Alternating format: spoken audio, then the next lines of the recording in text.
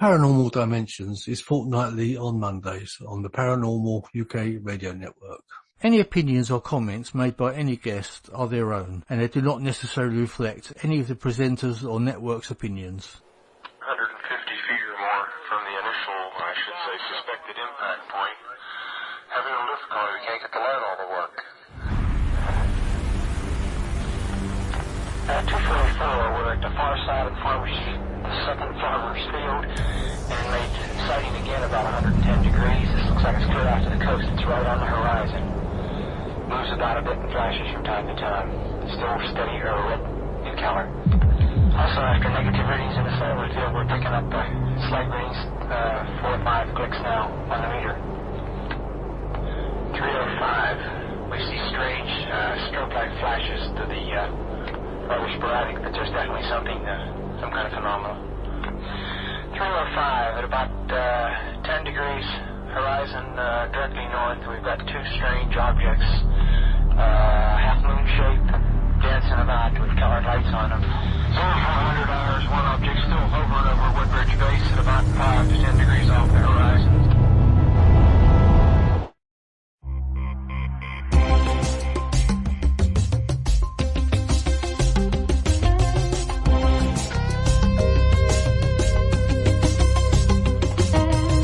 Just after midnight, late December 1988. Strange lights in the sky, glowing smears among the trees.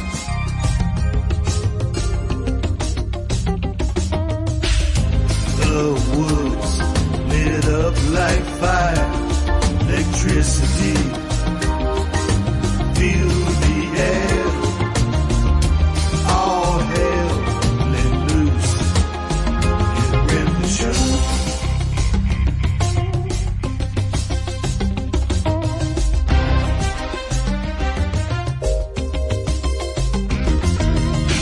The silence echoes through the forest to the bone.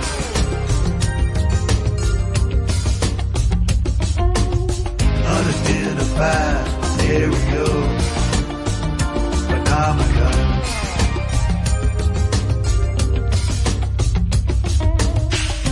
Time froze, world stopped, reality changed, lost in state of shock after encounter at Rendlesham.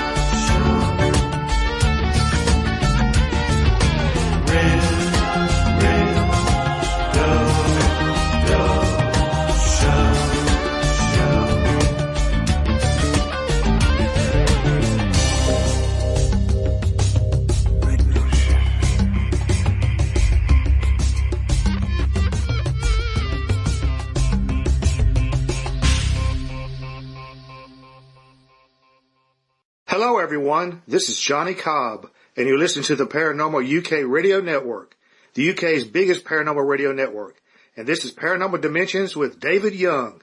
You've also just listened to a tune called Rendlesham, composed, produced, and performed by myself and Jerry McCoy. I sing all lead vocals and play all keyboards. Jerry McCoy plays all guitars and bass on our original songs. We invite you to visit our Facebook page at facebook.com/Cobb and McCoy. That's facebook.com/Cobb and McCoy. Thank you so very much. We sincerely hope you enjoy this show.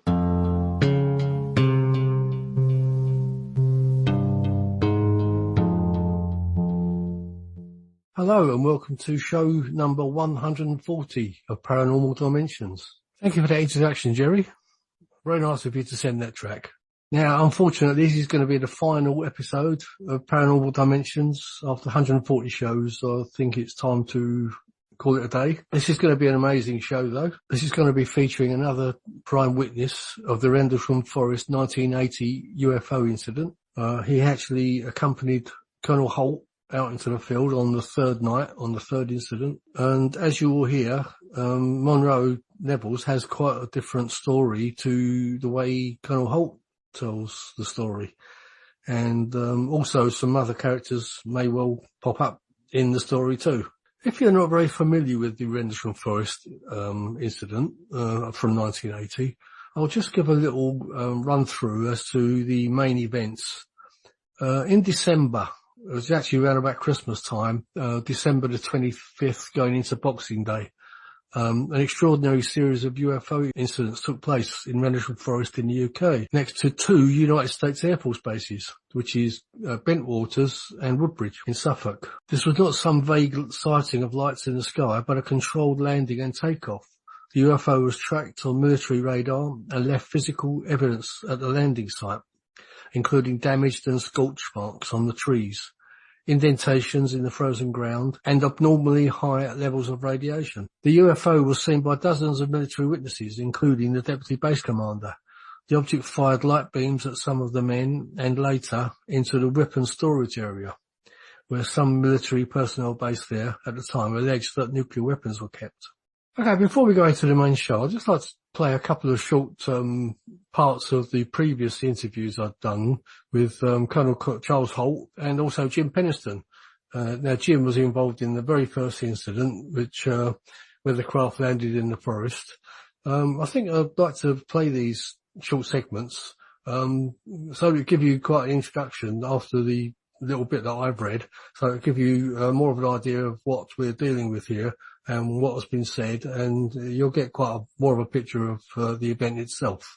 So first of all, Jim Penniston, and then it'll be followed by Colonel Holt, which his event happened on the third night, and it's the event that Monroe Nevels was involved in as well. And as we approached into the forest, there was a bright light that it just exploded, but without sound. Okay, so after hitting the ground, I got up and of course there's a berm in front of me, and let's see, well, the law enforcement patrol, Burroughs, he was 25 feet back to the right of me, and I had Cabanzac, I would say was probably 50 yards. Maybe tops where the entry point is. Anyway, we're all in visual contact, okay? Yeah. And so, as I approach over started going up toward the berm, I started getting physical effects. Before I got there, like static electricity on my skin, hair, clothes. Mm-hmm. There was no sound. For some reason, the air was like dead. And you couldn't hear air or breeze through the trees, or like me walking on the forest floor, which is crunchy anyway by debris and stuff. And as I come up to the berm, I terminated. I called in CSC and I said, I'm terminating the security response option for downed aircraft. I'm initiating a helping hand situation. And that is a Air Force term for a possible hostile threat to a priority A, B, or C resource on the base. Right. Okay. So at that point in time, there's no longer a recovery mode, anything. It was more of a security situation. And as I come over the berm, the light had dissipated, and what was appeared there was a triangular craft, which cannot be there because the forest is too small. The trees are too close together in a very small clearing. So I figured the best thing to do is do my job, get as much information as I can, and I was making security checks, and write down in my notebook as much as I could, and hopefully that would be enough. In the event I didn't make it, at least the command element would know what happened exactly out there, and then that would help them make decisions. And so I found my movements as I come toward the triangular craft labored. It felt, the best way to describe it is like you'd walk through a pool of water, waist high or something like that. I mean, I was struggling to get through it. One of the theories I have now that we worked over and over again is probably that the sphere of influence around this craft has this distorted time or reality. I don't know where maybe it's catching up, it's out of sync, something like that.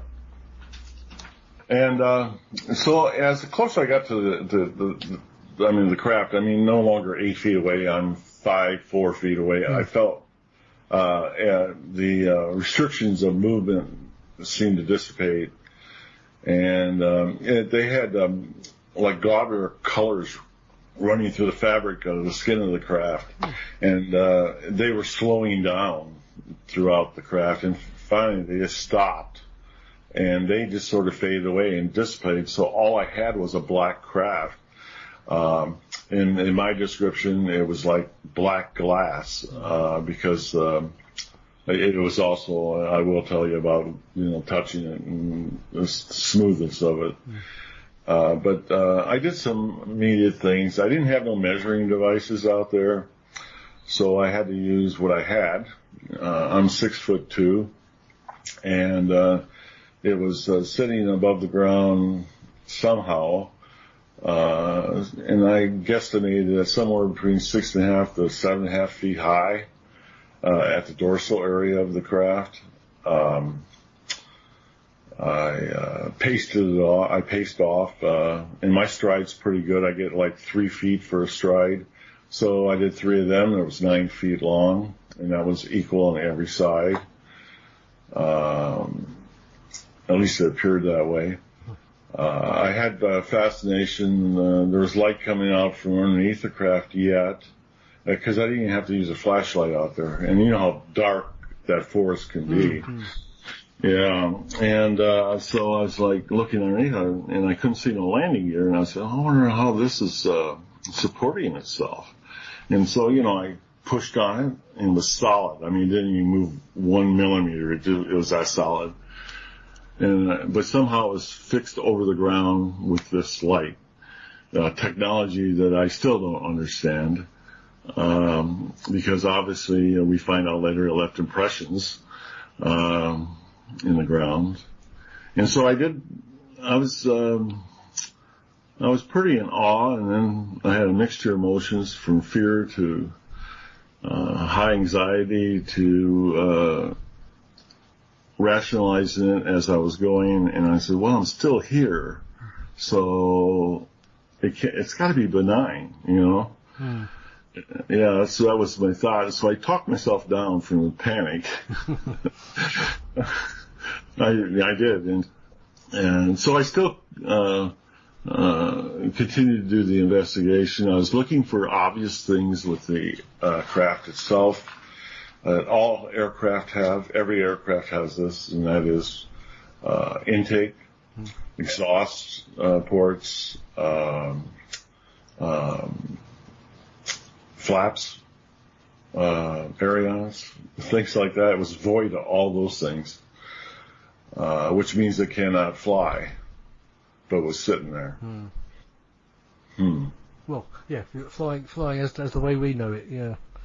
As the way that's, We were trained, at least security was trained monthly on aircraft identification, the silhouettes only, stuff like that. I mean, this was not a known aircraft in Jane's book of aircraft. I mean, but it had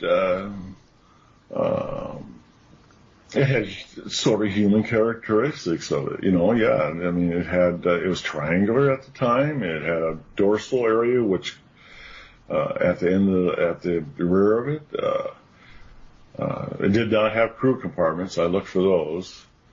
It did not have any riveting, that it was completely smooth. Then, Did you feel that it might have had some sort of living beings on it, or would you not, or you just didn't know, or? Well, I didn't know. I was just doing whatever facts it was. The thing is it was too small to be manned by a pilot. Yeah. I mean, it was just too small for that. So. But somehow it was intelligent because it had intelligent control because it was there. How did it get there? And out in the middle of a forest in Suffolk. How did this happen? And it seemed to know that you were there as well, didn't it? The people looking at it. Well, I don't know exactly. I know that it got docile because of the less activity, and it seemed. They didn't take no type of action for my walking around it. I was still hopeful. When I seen I was going to do a 360 walk around, and I was like, I don't know, halfway around, and I seen there was writing on it. I went, oh, thank God, there's writing on this thing. Oh, yeah, I was like relieved, and I said, yeah, it might be, NASA, Russian, it could be anything. I was just hoping for anything. And, then when I got close to it, it wasn't writing. It was like, glyphs, pictorial glyphs. And I said, oh no. And so, I touched the craft and it was smooth and, it was warm to touch. Later found out it's probably because it was emulating gamma radiation. The air temperature at that time of night was like, 32, 33 degrees. I'm not sure what that is in Celsius. You can convert it yourself. Yeah. It was just above freezing. Yeah, it's normally pretty cold up there at night, I know. in December. Yeah, you can see your breath. Yeah. And so I was pretty fascinated by it. So I recorded the glyphs and I continued to walk around examining it. And I went around for my second 360 because just to look at it more. And when I got back around, of course, I ran my hand across the craft. It was, like I said, smooth to touch, like black glass is the description I use. And as I came to the first glyph, when I touched that, it was equivalent to like sandpaper, okay? Coarse sandpaper, like it was etched in there. And so I'm fascinated. There's no doubt about that. I'm in awe because I am pretty sure that we don't have anywhere in our inventory anything like this. No. The third night, which would have been, the first night, remember, was the 25th to the 26th, second night, 26th to 27th, and the night I was out, the 27th to the 28th. It started at a party.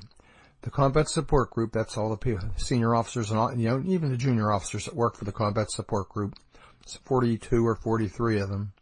We all got together with our significant others and had sort of a year-end party, celebration, recognition dinner at the Woody Bar. The Woody Bar was an old World War II Quonset hut that had been a bar. It was really used as an overflow for the officers club for any event we had that didn't require or couldn't get into the officers club or didn't have a large group. So we had gathered there, It was a covered dish dinner, as I said. I think we bought the ham and turkey, and everybody else brought dishes and desserts. We just finished eating, ready for dessert, when the on-duty flight lieutenant came in and said, "I need to talk to you and the base commander immediately." It was Lieutenant Bruce England. Now, Bruce England wasn't an ordinary lieutenant. Bruce England had been in the Marine Corps for 4 years, got out, finished college, got commissioned in the Air Force, and came in. He was pretty mature for a lieutenant, but he was definitely shaken. And he said to me, because I was sitting closer to the door when he came in, "I need to talk to you and the base commander now, right away." So the only private place in there, other than the bathrooms, was the coat room. So we went into the coat room, just the three of us, and he said, "It's back." He said, "What's back?" He said, "The UFO is back." I said, what do you mean? He said, "Well, we've seen something in the woods. There's funny lights. There's something out there." And I was quite concerned immediately, and I said something to the effect that, "You've been off the base? Again?" He said, "Yes." So Conrad and I looked at each other, and it was decided that I would go out, since he was going to make some presentations and give a speech, and put this thing to rest, because we still had some serious doubts and thought there was a logical explanation for what they were seeing. So I went back into the room, contacted the security police commander, Mel Zickler, and said, "Who's your senior NCO on duty?" Because I wanted a cop or two to go with me. And he said, "Master Sergeant Bobby Ball." I said, "Great, I knew Sergeant Ball, a very competent individual." I said, "Have him come by the house and pick me up in about 30 minutes or so. I'm going to go home and change clothes. I'm not going to wear a nice suit out into the forest." Besides, it was about 30, 32 degrees, and the wind was blowing. There just wasn't the place to wear good clothes. I said to Conrad, I said, "Oh, I've got to take the car home. My wife's stuck here." He said, "Don't worry about it. I'll take her home." Okay. I then went to Sue Jones, Captain Sue Jones, who ran disaster preparedness. I said, "Who's your standby person?" And she said, "Monroe Nevels." Well, I knew Sergeant Nevels. He wasn't the sharpest pencil in the box, but he was competent. He was a good photographer. I knew that. He often helped the base newspaper. So, and I knew he had a good camera. He had a Nikon F2, and I had a pair of them too, and we both talked about common photography things from time to time when I saw him. So I said to Sue Jones, "Have him come down to the disaster preparedness office to meet us in 30 to 45 minutes after I've changed clothes and tidied up a little bit, and we'll go from there. Have him bring his camera." So I went home and changed clothes. Bobby Ball came by with a Jeep. Bruce England was driving, and there was another NCO in the back, and I learned later it was probably Sergeant Pastenza, but I'm not positive. We got in the Jeep, drove down to the disaster preparedness office, and we had to wait about 10 or 15 minutes because Sergeant Nevels wasn't there yet. The reason he wasn't there is that his wife was at a Catholic women's program at the chapel, and he was babysitting the kids. So the police had to go get her. Another patrolman went and got her from the chapel and took her to the house, and then Nevels put his utility uniform on and came down to the disaster preparedness office. He had his camera with him.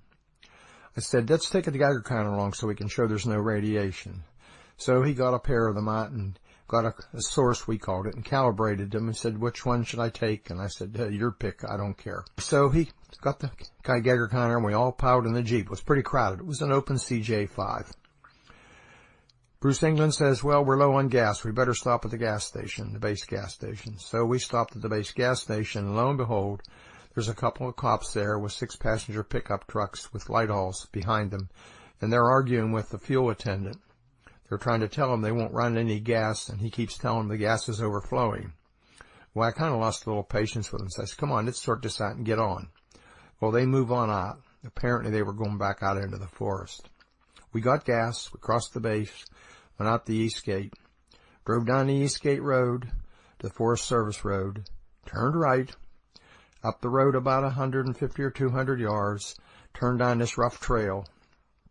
And I mean a rough trail. If we hadn't had four-wheel drive and a high center, we wouldn't have made it. We drive down into the forest, a quarter or half mile, I'm not really sure. And I can see and hear the guys in the distance. We turn left on another side trail into the forest a bit. And lo and behold, there's something like 15 or maybe a few more policemen, a couple of light-alls, and they're all milling around making noise, trying to get the light-alls to work. The light-alls weren't working properly. They couldn't keep them running. and they were complaining. Now, light-alls are pretty simple. It's a little gasoline engine and a generator and 2 big fluorescent lights that you can adjust. We use them for security and also for maintenance work at night. Well, I see all these people and I really get upset. I said, I'm thinking to myself, if we get caught out here in the forest, all of us with all this equipment, it'll be a public relations disaster. We'll never get done answering the mail, and we'll all be embarrassed and cause real problems for the base. So I tell them, all right, knock it all off. You guys be real quiet and stay right here and stay still. Don't make a lot of noise. We get out of the Jeep. Bruce England's brought a starlight scope, first generation scope. And he says, look there into the forest. Out there is where something landed the first night. He apparently knew well where the site was. And I looked in there and I could see a bit of a dull glow, but nothing that I would get excited about. And I thought to myself and said something to the effect to him, so. He said, let's go in and take a look. So myself, Lieutenant England, Master Sergeant Ball, Sergeant Nevels, and Sergeant Pastenza trape into the woods. They take me to this site. We look down and they show me 3 indentations about 8 or 9 feet apart, equal distance apart in a perfect triangle. And somebody's put a couple sticks in the ground for each one of them to mark them. It's very obvious. And, this is interesting, but it still doesn't tell me a whole lot. So we number the sites and we're walking around and I had a measuring tape. We took measurements and took some readings, and suddenly Neville says, I'm getting things. I'm getting readings.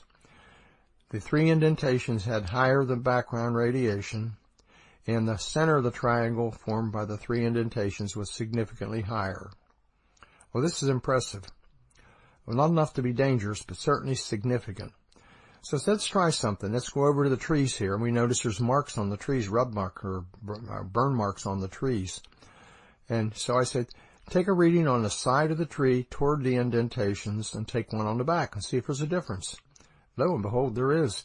You get much higher readings on the front side of the tree than we did on the back side. Then somebody said, look up, and you can see there's an equivalent of a hole in the tree canopy, and there's broken branches on the ground as though something had come up or down through the trees. Wow, this is starting to get interesting and started causing me a little bit of concern. And we're probably milling around there for taking readings, etc. for, I'm just going to guess, 15, 20, 30 minutes. When suddenly somebody says in the party, hey, look out there. There's a glowing red object, reddish-orange object. We look out into the farmer's field, and guess what? There's this oblong, almost like an eye-shaped object. It's glowing, it has a dark center, and it appears that something's dripping or shedding off it. I can't remember whether exactly sparks or drops, but something was coming off. What came to mind is when a crucible of steel is poured into a mold, the splashing and whatnot. That's what it appeared to me like. We watch it for a couple minutes, and we're standing there in awe, and I'm thinking, that must be ball lightning. I've never seen it before. When the object actually moves into the forest, it moves horizontally through the forest, bobbing up and down, avoiding trees, so it's obviously under some kind of intelligent control. This is amazing. I just can't believe what I'm seeing. I said, let's try and get close to it. So we try and move up close to it, and what does it do? It moves back out into the farmer's field. Now, while it's in the farmer's field glowing, we look at the farmhouse. In those days, you could see the upper and lower windows, 2-story building. The reflection on the windows was so bright and like a flickering fire. I was thinking, I'm concerned for the people in that building. That thing's close and it almost looks like it's on fire. We watch it for, a minute or two, and suddenly it silently explodes into 5 white objects just like a fireworks display, and they disappear. Wow, nobody's ever going to believe this. So I said to the other 4, let's go out into the field and see if we can find any burn marks or any residue. Something was obviously coming off this object. So we go out into the field, and we don't find anything except cow pies. What I failed to mention is a little bit earlier, when we first saw the object, the farmers' animals, the cows, etc., all went crazy, making all kinds of noise and racket. But the farmhouse stayed dark. Nobody got up. Nobody turned any lights on. Anyhow, we're out in the field looking around, searching, and I believe it was Nevels says, look up there.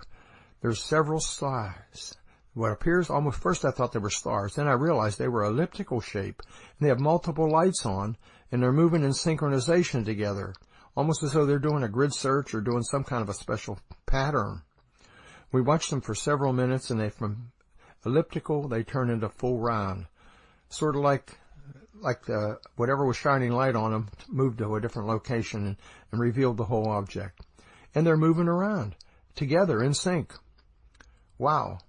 I said, let's move down further in the field past the farmer's house, see if we can get a better view of them. In the meantime, I'm talking to the command post saying, hey, we're seeing strange things in the sky, and I'm telling them, have the radar folks, that's the Eastern Radar, air traffic control people, look here and see what they see, and have the guys in the control tower look here and see what they see. And they keep telling me nobody sees anything. Well, I learned later on that wasn't true. Anyhow, we passed the farmer's house, we cross a small dirt road, and we all stumble into a small stream and get wet up to our knees. And keep in mind, it's about 30 degrees, the wind's blowing, it's cold and miserable. We trudge on out across the farmer's field or across the road from the farmer's house into a plowed field, and we go out in there probably 50, 75 yards, and we're looking up in the sky. And all of a sudden, somebody in the party says, look there to the south, out over the sea. There's two bright whites in the sky. Now, this whole time, just about the whole time, we could see the lighthouse. So it wasn't the lighthouse. We know that. I was trying to think maybe the lighthouse was reflecting off something, but there was nothing up there to reflect off of. We watched these objects for several minutes, and one of the objects at very high speed comes directly overhead, and this is clearly stated on the tape. It stops directly overhead. Now it's up over 1,000 to 2,000 feet, maybe a little higher. And we watch it for, I don't know, a very short period of time, and all of a sudden a focused beam comes down near our feet, less than 10 to 15 feet away. It's anywhere from 8, 10, 12, 15 inches in diameter. You can actually see the dust particles in the light. The light is concentrated. It's like a laser beam. We watch it for, I don't know, maybe a minute, and just as suddenly as it appeared, click, it went off, just like someone threw a switch. Well, by this time, I'm almost in shock. Nobody's going to believe this. This is unbelievable. Why did I ever get involved in this? This is just too much. So, we watch for a few minutes, and the object recedes back to the south and back over Bentwater's base. There's two objects over Bentwater's base now, and we can hear the chatter. Between the five of us, we had 3 different radio frequencies. I was on the command net. In other words, I could talk directly to the command post. It's very limited. There were only 5 or 6 of us could do that. Bestenza had a security net. He was on with the security police. And Master Sergeant Ball stayed on the law enforcement net. So we had all 3 nets, and you could hear every transmission that was made on those 3 frequencies. And you could hear on the security frequency the guys in the weapons storage area talking about seeing strange things and strange objects in the sky, and beams coming down in or near or in that area. Whoa. Well, it's getting on toward 3 or 4 o'clock in the morning. The command post doesn't seem to care. Nobody seems to be getting excited. We're wet, tired, hungry, cold. I said, nobody else is interested. Let's pack it in and go back to the base. Okay, now that's one rendition. You may find a little bit of difference coming out from this witness, especially where the beams have been fired. I don't really want to say too much about that, but I think you'll need to listen to what Monroe Nevels has to say about that himself. If anyone still wants to get in touch with me, although I won't be doing this show, if anyone still wants to contact me because of anything on previous shows or of any interest in the paranormal field, then please do. Please get in touch with me. My email address, as always, is davidyoung2qn@yahoo.co.uk. That's davidyoung2qn@yahoo.co.uk. Okay. Right, now I shall just introduce Monroe, and I'm sure you'll find this very interesting. It's going to be a long and interesting conversation. Welcome to the show, Monroe. Hello, David. How you doing? Hello, Monroe. How are you? Well, I'm hanging in like an old broke toenail, but I'm there. Yeah, that's good. I've had a bit of a cold this week. I'm waning a bit, but I'm okay, I think. But anyway, I've been looking forward to this. Yes, I have too. Glad to be here. As you know, we had this planned for a little while, and I've been lucky enough to be able to talk to you for a while off air, and I know you've got several things you really do want to say. and your version, well, I won't say your version of events, but you do have some items that you'd like to bring up, certainly, as we go along on the show. I mean, I will just say one little thing. I did explain, I have actually covered what the main event was, before you got involved in it. I have actually asked Colonel Holt for some comments, concerning yourself. And I'll just read a couple of things that he says, and then you can evaluate them and sort of reply to them as you wish. Okay. Now, Colonel Holt says, Monroe is very bitter with me. He says primarily because he got very poor annual evaluations at Bentwaters, and I would not help him appeal it. Now, do you want to jump in there, or do you want me to carry on with what he says? Yes, sir. I'll be glad to. Okay. I was endorsed by a captain when I was all the other enlisted in my office were endorsed by enlisted as per Air Force protocol. Because of the problems that was going on about me, because I had the experience they did not, as I called a bunch of jealous hypocrites, I was awarded an officer to come in from 3rd Air Force that took over the office, and I became her immediate, I guess you'd call supervisor. She became my immediate supervisor. That was unheard of. It was usually the opposite. But however, I worked with Captain Sue Jones for a couple of years, and I was put up one time for the airman of the quarter. I was very well respected, and also was briefed to the General May, 3rd Air Force, when he came over, because Captain Sue Jones put me in charge of speaking with him about our nuclear, biological, chemical situation. And I also had that reputation between the Marine commanders, the base commander, and several other people that were involved. So that statement by Colonel Hall is just a bunch of garbage. I did go through and pull out the APR that was a performance report that was signed by Captain Sue Jones and then endorsed by Colonel Conrad, right, and first endorsed by Colonel Williams, stating that I did a good job and maxed out 9. Yeah. So I pulled that out as reserve, and a couple other things that I pulled out, in addition to dispute the fact that, Colonel, it sounds like, I'm not out to get Colonel Hall, but I'm not going to stand back and make him make a fool of himself over me. He can jump up and do what he wants to do, but my word stands. I've got letters in here signed by, endorsed by Colonel Pascoe, Colonel Williams, Colonel Conrad, Colonel Moore, and about 4 others, in addition to General May. And, he does carry on with that. He says it was deserved about your evaluation, as although he had technical skills, which he's admitting to that you've got there, he rarely used common sense. So I don't know if you want to say anything about that. Well, I use common sense, but I also use practical sense. My came from being first in the United States Marine.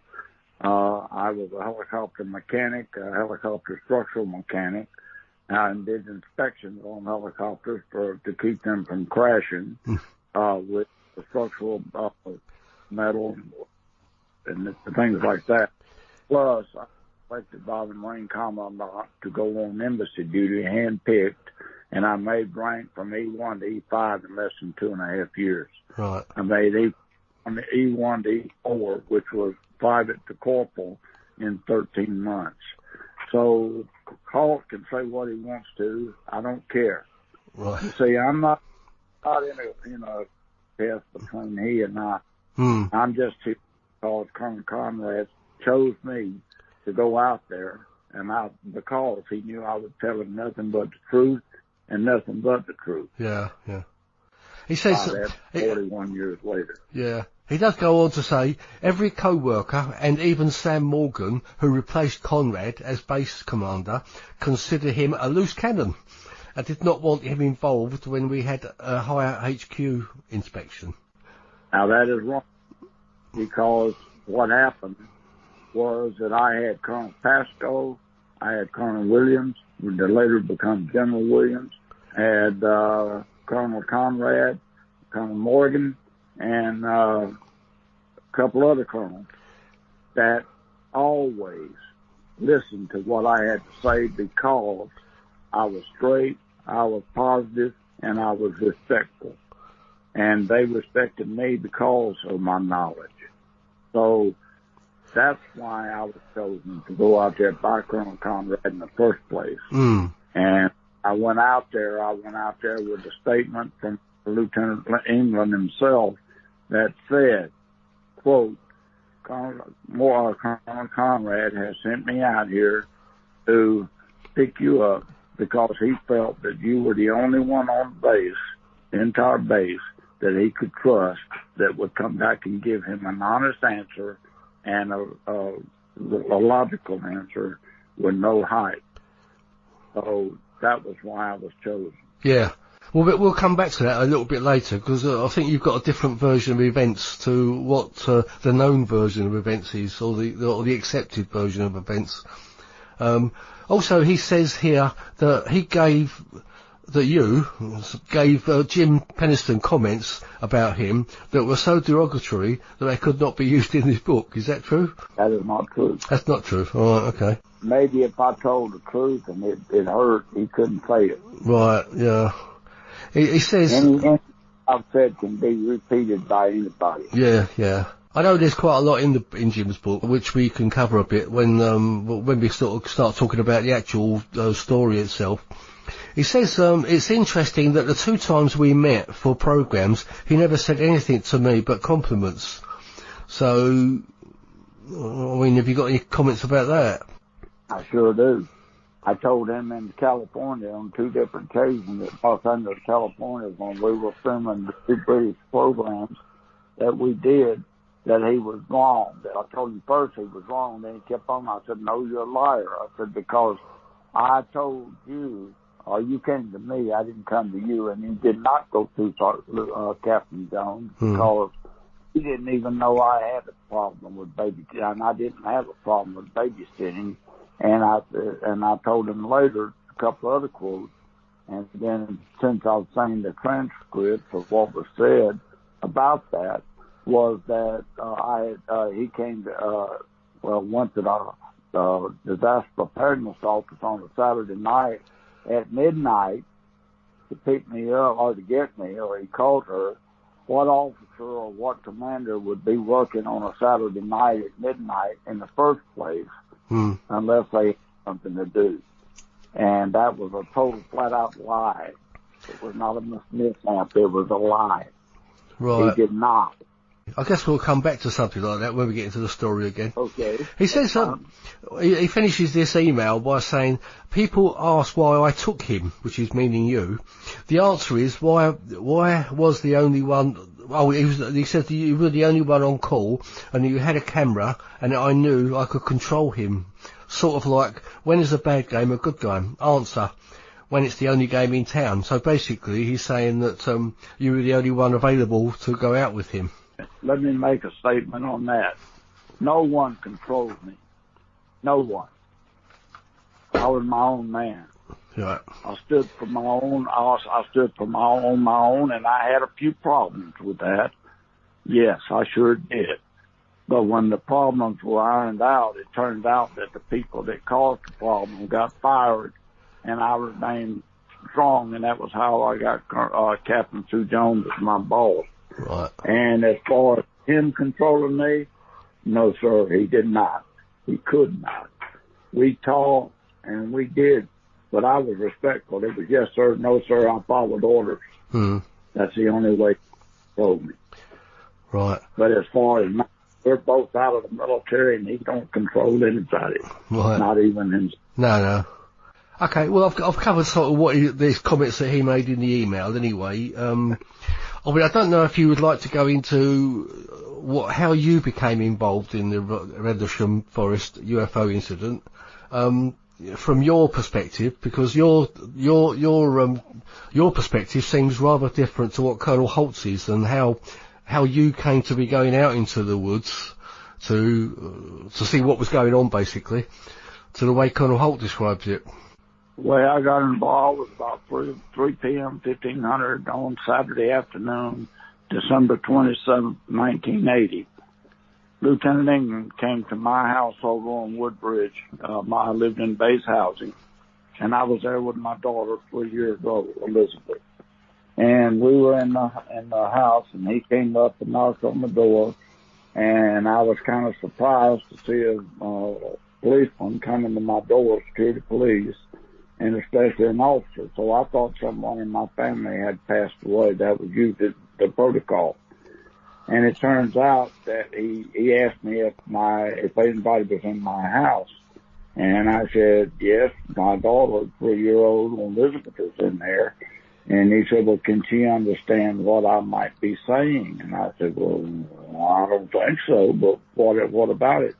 He said, well, can we put her outside and let it play while we talk? And I said, yes, sir. So we put her out in the backyard, back garden, whatever. But anyway, we put her outside, and he proceeded to tell me like this, and I quote, he said, I am here because Colonel Conrad, base commander, has sent me out to pick you up. There was an incident on R.A. Bentwater's Woodbridge on the night of December 25th, a little after midnight, and he said, he sent me out here to get you to go out to the site and investigate. And I said, what site? And in that process, he said that a UFO or some object had been picked up on radar by the London radar, and they called Woodbridge Tower to find out if there had been anything on their radar scope, and they looked at it and they couldn't find much. And it turned out it was a real small dot. And in the process of all of this, it turned out that something landed in the field out there in the forest, and Colonel Conrad wanted me to go out to the forest with him and make my own observations, and then we were to report back to the officers club on Woodbridge and report directly to him. And I said, okay, fine, so let's go.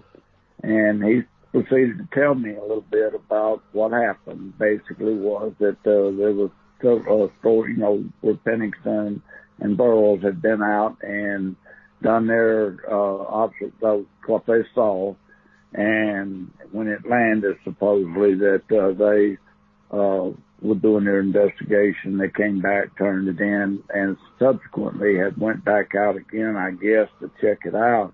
But he wanted me to go to the site, see what I thought, and just look around and make my own observations and report back to him. Now, let me explain. The reason that Colonel Conrad knew that he could depend on me was because I had done several projects for him that were independent of my job at the base, and he had taken me under his wing. He could trust me. He allowed me to do it my way. I did it my way. I accomplished much to the commander, and today we are still friends 41 years later. He only lives about 85 miles away from me, and we talk on a regular basis. So his opinion and my opinion are much alike. And I saved him on a couple of missions and stuff he did get the base back in order, or base toned down for combat. My experience as a combat trained Marine was to go to the base and look at it, and I could see right away what needs to be done and direct it in respect to the commanders and get it done. And so that was why he came out there. afterwards, we left and went to the bay. We went out to take Elizabeth back over to the chapel, the base chapel. They were having a Catholic function out there about 4 o'clock by now.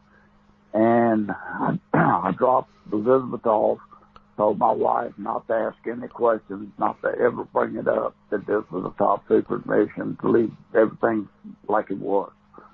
We went back and got in the Jeep. We went on and did what we had to do, and went out to the site. And as we went out to the site and stopped, Lieutenant England was naturally wanting to kind of direct it. And I stopped and I just asked him, with due respect, sir, would you mind letting me do the observation? Just let me look around. And then you can tell me afterwards what you saw, but let me see what I see so that it does not interfere with my thought process. And so I began to look at the stuff, what he told me, he showed me where the sites were and where the points and everything that I needed to see. And we looked at it for about 30 minutes, and I turned around and I said, okay, we can go now. We started back, and it was starting to get dark, and it was great. I guess probably in about now, it's probably about, I don't know, maybe 5 o'clock. It was starting to get dark. And as we go back in, I looked over on the side and I saw this light in the field, and I didn't know what it was. And he had Lieutenant England had some kind of sight, night scope. And the only thing I knew was night scope, night vision goggles we had for the pilots. However, they may have been different, but I don't recall a scope. I just saw, I looked through them, looked kind of like binoculars to me. But when I looked through the sight, what I saw was a dark center and a green surrounding, which you would see with night vision goggles. And I assumed that the black was the heat and the green was, the surrounding of the sight. So as I looked through it and standing outside the Jeep, what light got brighter. It would continue to get brighter and pulsate. And I later assumed, and I made the first comment about it being like a pupil of an eye. And that's where that came from. The pupil of an eye came from the idea of looking at that black and seeing the green around it. So as we watched it, I got back in the Jeep. The hair on my arms and my neck was standing straight out, just like static electricity that got it somehow. And it wasn't fear. I didn't have that fear. But I got back in the Jeep, and Lieutenant England was getting scared. And he had told me he was a Marine pilot. Of course, at that time I was kind of doubting, because the way he acted like he was scared. And I looked at it from a standpoint, and I told him, I said, sir, I've been sent out here to do a job, and I said, the way I'm trained as a Marine is that if I'm given a job, I go, even if it means it means my life, I still go out there and do the mission. And I said, my responsibility is to go back to the commander. So I got back in the Jeep and it down. And then as I got back out again, I tried it again and it got brighter. And like it was the heat activated. And again, the static electricity was enormous. So finally I got back in there and I told him, I said, okay, let's go on out. And he started to talk and I said, sir, just let me kind of think about what I've observed so that I'll be able to give a good report. So when we got back to the officers club, we were both kind of scruffy now, having been out in the woods. And we went up to the maitre d', the guy that was standing at the door. And he said, Lieutenant England, he said, yes, sir. And he said, Sergeant Nevels, I said, yes. He said, oh, just a moment. He stepped over the door, opened the door, and told Colonel Conrad that I was out there. And Colonel Conrad immediately came out the door and he looked directly at me and he said, Sergeant Nevels, do you think we have a reason to go back out there and take a look? I said, no, do you think it deserves a better look? And I said, yes, sir. He said, okay, come on, follow me. And he proceeded to take myself and Lieutenant England into the room where everybody was waiting. There was about 10, maybe 12 people sitting in the room. I don't know who they were. Didn't know, because I wasn't paying attention to them. I was there with the base commander, and that was all. And so he asked me to get up, give a quick brief, which I did. And he said that Sergeant Nevels feel like we ought to go back out there and take a better look. So let's assemble a team and get out there. Well, Colonel Hall came around toward where I was sitting down at the far end of the table, and he came up there and he says, Sergeant Nevels leaned over the table, kind of low voice, and said, Sergeant Nevels, do you think there'd be any problem with me going out there with you? And I said, well, no, sir. I don't have any problem. And I couldn't figure out why Colonel would be asking him, this man, if he could go out there with us. I later found out from Colonel Conrad he did not want Colonel Halt out there. He told him not to go out there, and he said he ordered him out there. This could be verified by John Burl, because we had a meeting later on with Colonel Conrad and Jeannie Conrad, his wife, and Burroughs and myself. Later on, after this incident occurred, I think it was around 2013, somewhere around that time frame. So, we spoke, and to this day, Colonel Conrad still has the same story. So my word is accurate. Right. And after we got out there, and Lieutenant England was my official escort via the commander, by Colonel Conrad. And so everywhere I went, Lieutenant England was right there with me. And we went by the office and picked up a couple of looked at a couple of Radiac instruments. The only reason I looked at them was because I calibrate. My job was calibrate those instruments every week and to check the batteries. And one point on the batteries is that the batteries were old, the unit was old, and batteries, even the newest ones, when they get in the cold, they go bad real quick. So anything we did out there in the field had to be done within 5 to 10 minutes, and it'd be gone. So, we picked up, I think it was a 27. It could have been a 43. Either one, it don't matter.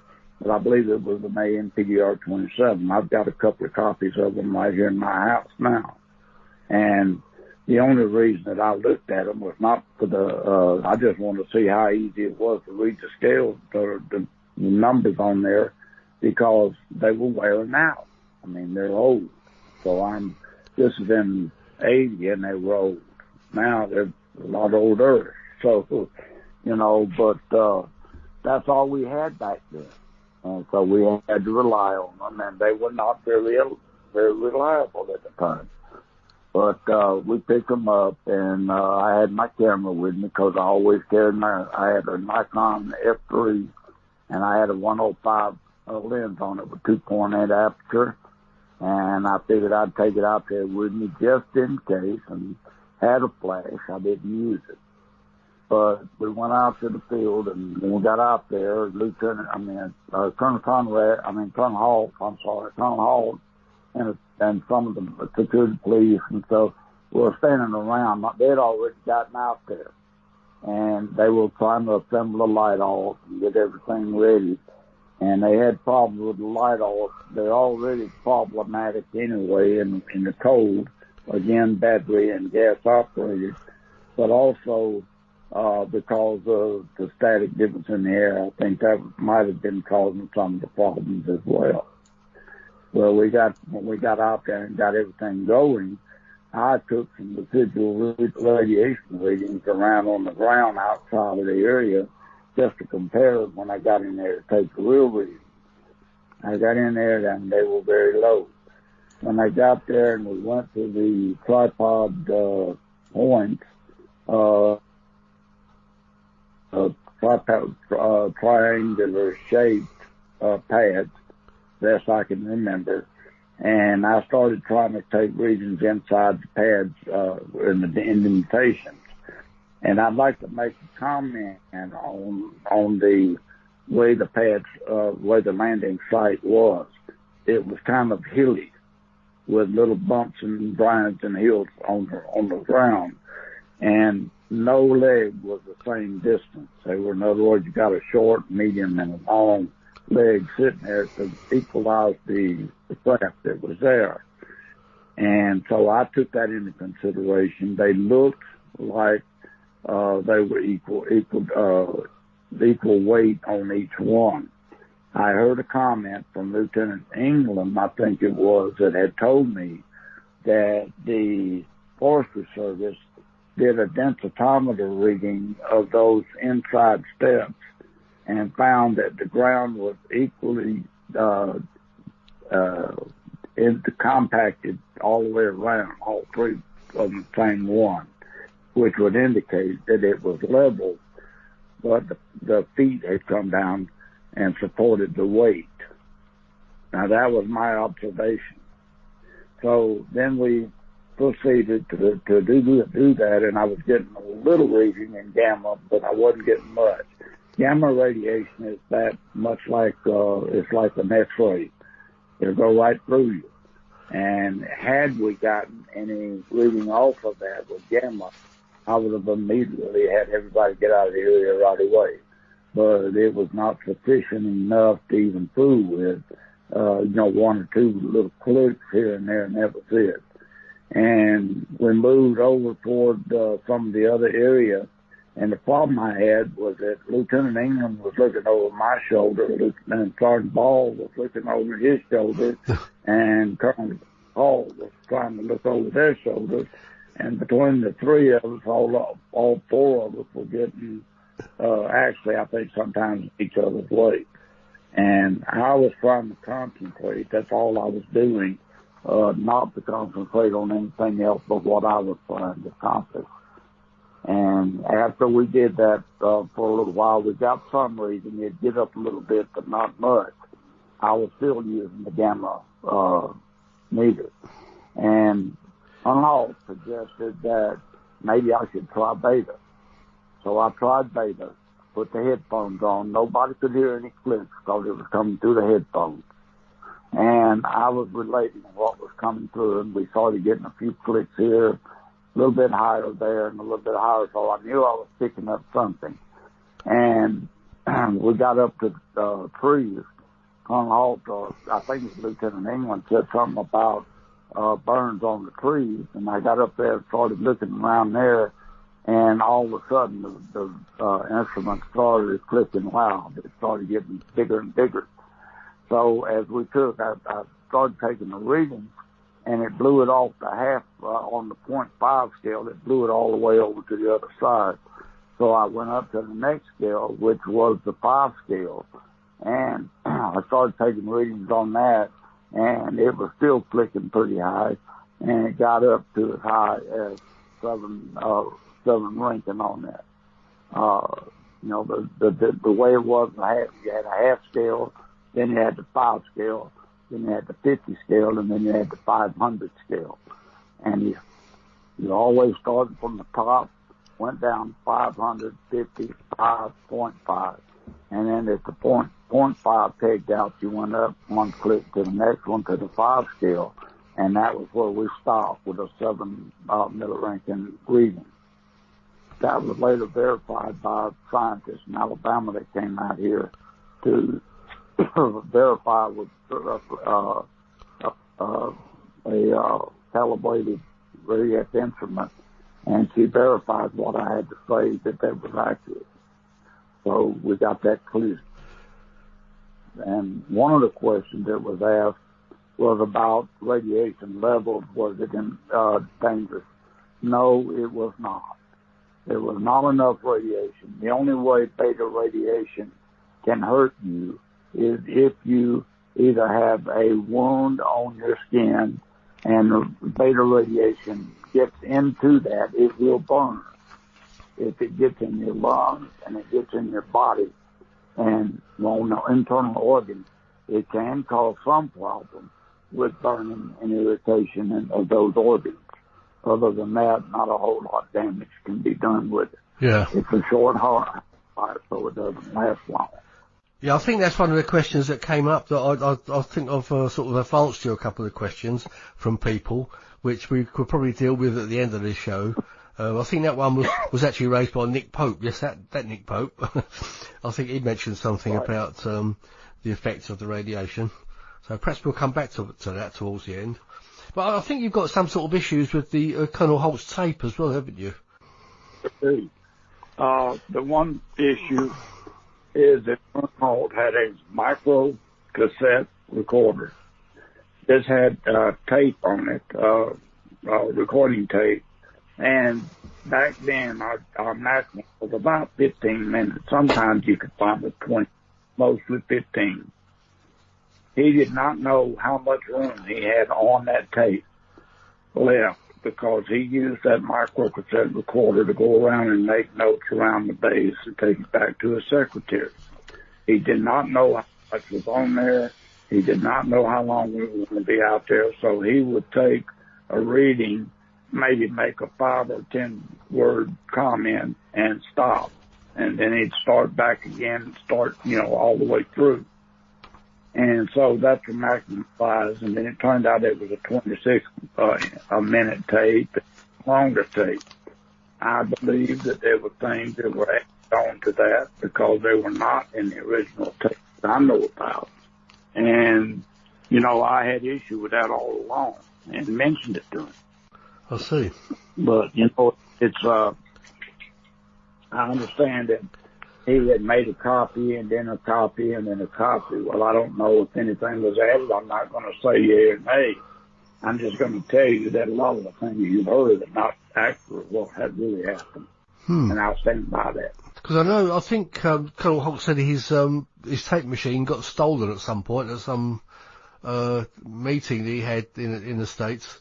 I think the tape and the machine went, the original one that he had, or he says it was the original one. But obviously copies of that have been around for some years. But you think that some of it was altered? He only had about, if you have 12, let's say, for example, let's just give you a figure. I take 12 minutes and it turns into 26. I think it's been altered. Right. Somehow. But something had to be added into it. Now, let me make a couple of comments in regard to what we saw that night. Later on, we saw out in the farmer's, it's probably maybe 100 yards. I'd say 200, but I wasn't too good on at night making distant figures. But as I think about it, probably about 100 yards, so about the size of a football field. And we saw this light over there that was kind of a yellowish red, blue, colored, gaseous colors. And it would look like it was kind of, different people look at it and see it different ways. The way I saw it was kind of like a level, flattish with a top round to it, almost like a dip. And it was sitting there and it looked like it was heating up and it was kind of like a pulsating, like you'd think it was, kind of like a frequency of an eye blink. It was a soft, low blink. We decided that we would go over the fence and see what we could find out as we started over Colonel Hall. Myself jumped over it, and I think Sergeant Ball was behind us and Lieutenant England and nobody else. We got over the fence, and as we did, this light got brighter. And it looked like it was shooting off kind of like a pot of steel or that's been boiled in the boiling point. And as it bubbles, it pops off, sparks. And that's what it kind of looked like. And we stepped over and it got real bright. And we decided it might be a good idea to step back over the fence and not go up to it. And about that time, it disappeared. And when it disappeared, we couldn't find it. We looked for it all over, looked up in the air, couldn't see it. And someone spotted, I don't know who it was, spotted the light in the sky that looked like it was moving. Well, me being a photographer, the best way I could say that I look up and it's not moving is to be stationary. So I laid down on my back, took my camera and kind of pointed up with my elbow on the ground, and I could see that it was moving. So I jumped back up, reported, yeah, it looked like it was really moving now. And as it started to move, it was 3 lights. All said it's 5, and some said more. I only saw 3 lights that night. We did not have a beam come down to our feet, as Hart has said. There was no beam that I saw. There was only one beam that I saw that whole night that we were out there, the whole time we were out there, and that was one that was coming down directly from one of the objects that was coming down to the ground. And what we now know today as a laser beam is as close as you could describe it as being, what was out there. The sensationalism that's been added on to by several people, it just wasn't there. And I didn't make a big deal out of it. I mean, I saw what I saw, and that was all I wanted to see. And we went back, and Colonel Conrad had told me when I left that he wanted me to debrief him on what I saw after we went back out the second time. And I agreed to be in his office on Monday morning. I would do that. And on Monday morning, I went in and briefed him on that. And I told him, he asked me what I thought. And I said, well, sir, I said, I'll give you my professional opinion. And I said, that's all I've got. I said, I know that the Soviet Union has a satellite from 200 miles up that can take a picture, take a video or a picture down on the ground of a woman on the San Francisco beach. And I said, they can pick out the texture of the material. They can tell you what color it is. And it's all within a 4 square inch area. I said, if they've got that capability, what capability else could they ever have above that? And he said, that sounds pretty logical. And he said, you don't think it was something from outer space? I said, no, sir, I really don't. I don't think it is. But I don't know that. I said, I just don't have any explanation right now. He says, well, you keep thinking about it, and you keep, running it by your mind. And when you got a good thought, bring it to me. And he said, I want you to keep your eyes open. If you see anything that should happen in the next few days, let me know immediately with no one else knowing about it. I said, okay, that's fair. Yes, sir. So the next day, my wife and I were driving toward Woodbridge Base, and in about 3 o'clock in the afternoon, and there was about 8 or 10 lights, looked like a jet on a jet aircraft, come flying at a very rapid rate up the road. And before I could get her to stop the car and me get out, it was already gone. And that was all I ever saw after that. And I reported it back to him, told him what happened, and he thanked me for my observation and he thanked me for my professionalism. They said, keep me posted if you see anything out of the ordinary. Right. And I agreed to do it. So, did you look into that? Did you sort of find out what they could have been? Any sort of reports of? Well, over the years, I've thought about it many times, and my best description of what I think I saw is something that's kind of like a top. If you take a spinning top and you get it spinning, it spins in a parallel rotation. And it spins, and you can reach over there and try to tap it, and it will not give. It won't bend. It's like a gyroscope. So I thought that whatever it was had to be controlled with a gyroscopic interior, something in there that was keeping that craft level. I also rationalized that if it was in the air and it wanted to sit down but did not want to touch down, and it was spinning with like a top, that the legs could come down at any level and set, and it would still be level. Thus, on the hill there, where they had 3 different indentations, there could have been spinning or stop and interior spinning. And then in the process of doing that, let the legs down, and they'd all seat down at the same level. And there was a rumor went around among afterwards that the beam had come down over the weapon storage area and had burned a hole inside the nuclear weapon container. At that time, it was classified that we had nuclear weapons, and there were very few of us on base that even knew it. And the only ones that knew it had top secret clearances. And even if they didn't know it, if they didn't have a need to know, I had a top secret, and I had a need to know because that was my job. So and I say my job is in the event we had a crash, I had to know what to do about it. And so I had training in that field to do that. I was in disaster preparedness, and that was what we trained for. And we had regular exercises involved in that. And while we were out there in the field, I asked Lieutenant England if he had any, I asked them if they had anything to take samples with. And I wanted them to take some soil samples and some samples around that tree. And they did. Lieutenant England had a couple of bottles, and he scooped up some of the samples and put them in the bottles. And we carried those back with us. I don't know what happened to them after that, but that was my mode of operation. That's the way I did things. And I went later to the NATO Shape School in Oberammergau, Germany, which was the NATO school for biological agents.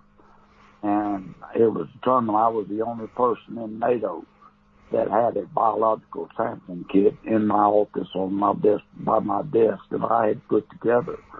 And they wanted to know, how I could say that. And I told them that I had been trained by the Army and U.S. Army in 1968 at a school in Fort McClellan, Alabama, of which I had extensive nuclear, biological, and chemical training.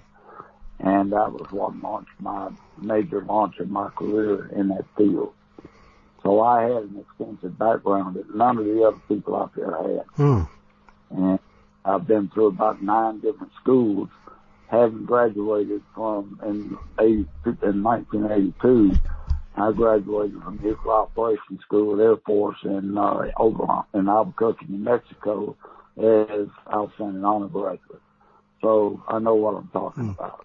Can I just jump in and ask you a question there? So, did you actually confirm that there were nuclear weapons at Bentwaters? Well, the thing is that at the time, let me say this before we begin on that, that at the time it was classified. Nobody knew whether or not anybody not in the know did not know that there were. And, it wasn't broadcast on the base. We had exercises all the time that were involved nuclear weapons because we were naturally in the Cold War at that time. And because we were in the Cold War, we had to be prepared. Now, did our A-10s carry nuclear weapons? They did, and they would have to have been transported most likely by somebody else. I don't know. I never went to to their vault. I never knew anything. I never said anything to anybody about it. I never had a need to say anything to about it. But I just naturally, in my own logical thinking, myself expected, why would we be training for that if we were not involved with it in somewhat detail? And we did have an exercise out there one day where we were training, and it turned into a real thing because they were loading the bombs on the plane and they dropped one. Now, when they dropped it, it didn't hurt anything, but, it went from a practice. They dropped it. And then, but it just nipped the wing or the tail fin.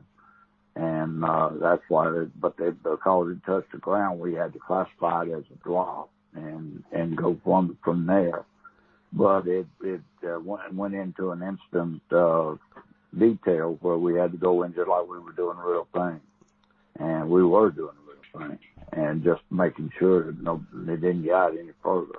Yeah. And but it wouldn't have done any damage because there's too many parameters surrounding, and I'll put it this way: there's too many parameters on a nuclear weapon that require to go all in order for it to succeed.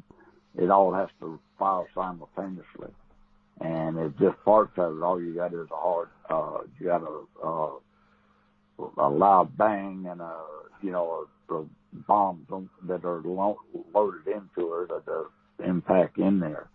But for it to go off as a nuclear weapon to do the damage, all the parameters have to be the same. Right. That's the same. Yeah. And, that's the difference. But, we train for it, on a regular basis, and we'd go in sometimes and exercise for 3 weeks, and, just like it was the real thing.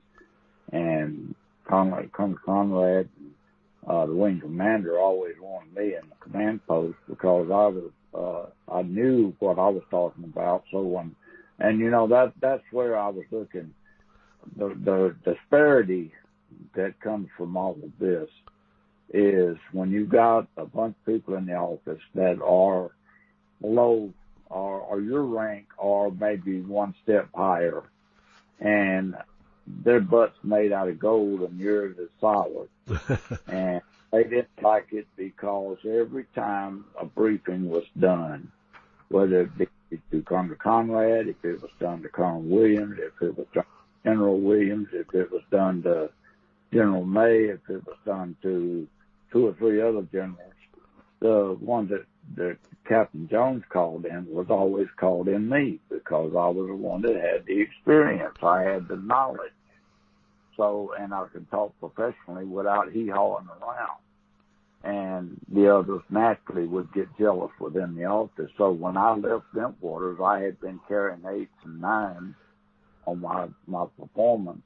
And then when I left and had to go out of there, when I come back from emergency leave, went back to the States, in comes an APR from one of the Dilla hypocrites. There was a staff sergeant like I was that got promoted to tech sergeant, wrote me a 4. And I took it before the court and I won. And, they couldn't do that. And I got out of the Air Force with $27,525.60 tax-free and 10% disability. And that catapulted me right on into where I am now. And, 40 years later, if you didn't do it right then, it doesn't pay you. It's not going to do you any good to try to correct what was done back then. So it's foolish. And that's why I don't do it. And, I've been secretary of the Emergency Management Committee in Taylor County for about 4 years, 2 years, and then about 6 years as vice chair with Dr. Morber that was in charge of doing the medical side of it. And we were advising each other when it comes to biological. I'm not an expert, but I'm pretty darn knowledgeable about it. And so, all these things that pile in cause disparity. And the only reason Colonel Hall is going through all the ramifications he started out on the wrong foot in the first place, and then he just kept stepping on it. And, and that's hurt him. And, if you lie, you're going to get caught in it. Your lies are going to always find you out. And I just refuse to participate with it, and in so doing, now I may make a mistake, on a exact time or, something like that. But when it comes to the actual facts about the matter, I don't make the mistake because it's embedded in my mind. But see, then again, you got security police, Pennington and all those guys that were in charge. And he had a top secret. I had a top secret. And we didn't go around talking about what we knew. You don't do that. That's why you have a top secret. And my background top secret wasn't done haphazardly like they are today. Mine was conducted by the FBI and the CIA back in 1968, or, actually 67 and 68. And so, it was done not on a lam, because I was about to go on embassy duty where I would have been in charge of quite a bit of responsibility. So, that was conducted by the Marine Corps. And I always exceeded. And, and I had people jealous of me then. And I just kicked it off and went on down the road. You kick the can, move it over, and move on. And so that's pretty well where I come from. Right. And the ones that knew me know me. And the students in the classrooms will tell you that anybody that went through my classes, they know that when I taught a class, I did exactly what I expected them to do. If it was in the gas chamber and they took their mask off, I took mine off. If I went in without it, if they went in without it, I went in without mine and put it on inside. So I'll have that background behind me. And today I conduct my life the same way I did back then, only better. I think we go to the Larry Warren point of view here. He says that there was actually aliens walking around in the fields, and you never saw anything like that, did you? That's BS. Yeah. Larry Warren's son was not out there. I mean, I didn't know Larry Warren, but I've read his articles and some of the stuff that he's written or said, and that's a bunch of BS. There was nothing out there like that.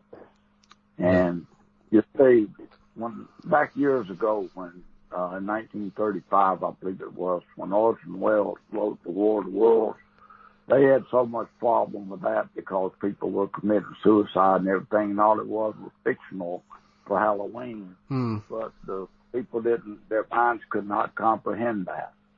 And for somebody to go off and shoot their mouth off like that to get their name in the papers and the books and stuff, it's a bunch of yes. And I don't see that at all. Even Peniston wouldn't tell you that. No. And so that's just fictional on his side, or non-fiction. So. Yeah, I think Jim pretty much covers that in the book that he wrote. Right. Right. I think he's kind of said how all that story came about. There were people that wanted to be on the inside, but see, the night that we went out there wasn't but a handful of people out there. There wasn't a whole bunch of folks. I mean, the people over there that had been brought in with the light off were trying to get theirs going. And other than that, on the actual site, the only people out there that I know of were, there's about 10 or 15 maybe, but they had, Colonel Hall, Lieutenant England, myself, Master Sergeant Ball, and I think, Adrian Bustinza was another one. Who? Adrian Bustinza. Yeah, Bustinza, I think, was out there. Because I think that's where, I think he can be heard on the tape, can't he? And I think that's where Larry Warren got a lot of his story from. Right. And Bustinza, and he knew, he was in security police, and he was with Pennington, so I would presume that he's out there. Now, I didn't know him personally. I didn't talk to him personally. So, as far as confirmation, I couldn't say that. But yes, I think he would, based on what he said. And he knows who I was with, and, so if he knows who I was with, then that says he must have been out there. Because, I feel, to be honest with you, Dave, I feel sorry for Hall. I really do. Because here's a man that had the opportunity to be excellent. And we were kind of friends, that we wasn't our palsy-wowsy friends, but we did things together. I would go out and shoot pictures of him doing his adventures and things like that. And we would go out and, and go around the base. And I was having some trouble with the people in the office. So he took me over to the gym. And taught me how to use a punching bag and put their picture in my mind on that bag, just work it out with that until I got it in my system, and I did. And that helped me because I needed to let that frustration out that I was having naturally as a 35-year-old that was being mistreated, and I felt like I was. And to this day, I still do. I can just look back at it now and see that, yes, maybe some of that was brought on by me because I had an attitude that said that, hey, I know what I'm talking about, so don't try to come in here and tell me this, whatever. And I didn't take BS all the time. And I worked in the club, so people knew me all over the base, knew me in the club as bartender. They knew me as an instructor on the base, and my reputation stood for itself among those people. And that's really what counts. Yeah. I think another question that comes up quite often from people is, because there's been several descriptions, were you actually armed when you left the base? No. No, sir. All arms were left on the base or at the gate? Yeah. There was no point in being armed. No. I mean, why would I go off the base? Now, I go now, where I go, I carry a 45 with me, pistol. But back then, we didn't have a need to. Now, if I'd have had a need to, they'd have given me an M16, I could take it out there and fire it with the best of them. The next, so I could fire it. But I didn't have a need to, so I didn't carry anything. No, I think the question comes up is if there was some sort of a threat that you thought was maybe Russians or something. No threat. Because you was on the UK land, weren't you? Really, it's right. So you weren't really allowed to take the weapons off the base anyway. Right. But there's been some stories that some people say that the weapons were taken off the base. Exactly. See, that's the whole point. The people that never were there are the ones that say these things. The people that they don't say these things. Because we know, we knew what was going on. Yeah. There were people that, see, that's why you hear on the tape, you'll hear me saying clicks. I might say clicks up, clicks down, on the pin scale, whatever. I did that because it wasn't nobody's business about off that base. If they had heard on the radio somewhere, then they could have said what I said and twisted it. And I would not allow that. And I was on the top secret mission as far as I was concerned, because that's what I was told by Lieutenant England concerning Colonel Conrad, that it was top secret, not to discuss it with anybody but him. And that's who I discussed it was with Colonel Conrad. And later on with Colonel Williams. And so, all those things that happened came about out of mutual trust between Colonel Conrad and myself. I worked with Colonel Pascoe, Colonel Williams. I worked with Colonel Moore, and several others. Not Major Moore, is a different one. But anyway, all of the commanders. And we got along well because I respected the officer. And I wouldn't give them bullshit. I'd just tell them the truth and let them have it. And if they didn't like it, that was up to them. But they deciphered it. But because I was honest with them and straightforward with them, out of knowledge, they trusted me. And I trusted them. I respected them. They respected me. And that's all I ever wanted out of all I did in the military was the respect that was granted, that was earned. And I didn't get it in the Air Force. And sometimes I did, sometimes I didn't. But everywhere I taught, I got excellence and outstandings and got letters of appreciation for the kind of classes I taught and things of that nature because I taught it from the hip. And I trained it like it was a real thing. Took it serious. And, and that's what caused a lot of jealousy in the long run. And if I got any publicity out of it, it was not because it was generated by me. It was later generated by others. But I observed it, and I wrote it down, what I thought about it. And Jim and I developed a friendship over time.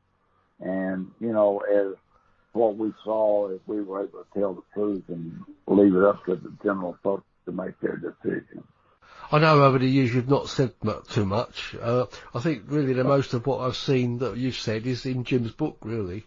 I think you were in a couple of documentaries, which I think you think that they didn't give a true story. I was in 4, actually. I was in one with Brian Gumbel in 03, and that one was called Invasion of Rendlesham Forest, I believe it was. That was with Brian Gumbel in 03. Then I did another one with what was his name? Let me think of it now. Fox, James Fox. Right. I did that called I Know What I Saw. Oh, I know that one. Yeah. That was on. And then I did 2 with the British firm they did 2 documentaries. And in that last one was with Nick Pope, right, doing it. And he called it the one they did for Fox News, not Fox, but a History Channel. They did it, and it was called Nukes and Aliens, or something like that. Aliens and Nukes and Aliens. And, he asked me afterwards what I thought about it, and he didn't like my description, so he put it the way he wanted it. So I knew that was going to happen because it came from British TV firms. Yeah, they were probably trying to make a big story out of it, yeah. And there are people that go on to the UFO sites there in the UK that are, quote, unquote, expert nuclear physicists and nuclear this and nuclear that, and that's a bunch of garbage. If a common person can't read it, it's not any information. And half-life, you asked me about that. The half-life on the damage, it can be done by beta. The only thing that can happen with beta, it's stronger and goes further than alpha does. Alpha only goes a short distance. Beta can travel up to about 3 meters, and it can burn. And if you got like a cut or an abrasion or something like that on your skin, and the beta radiation actually touched you or the beta particle hit you, then yes, it could cause a burn in the arm, for example. Or if you inhale it, that's where most of the damage comes from. Any of it is when you inhale it, then it's still got that bombardment that it does more damage even than the alpha.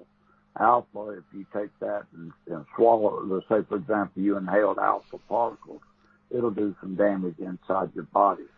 Beta will do even more damage because it travels further and harder and has a greater burn action on it. So if it got in your lungs, it could cause you some temporary burning of your intestines, organs, or something like that, but should heal over time. As far as giving you cancer and stuff, no, sir. It does not. I have nothing to support it, and believe you me, I've been on the computer looking online trying to find it, and all that mathematical equation crap, I can't read that, but I can tell you for a fact that it does burn, and that's the main thing.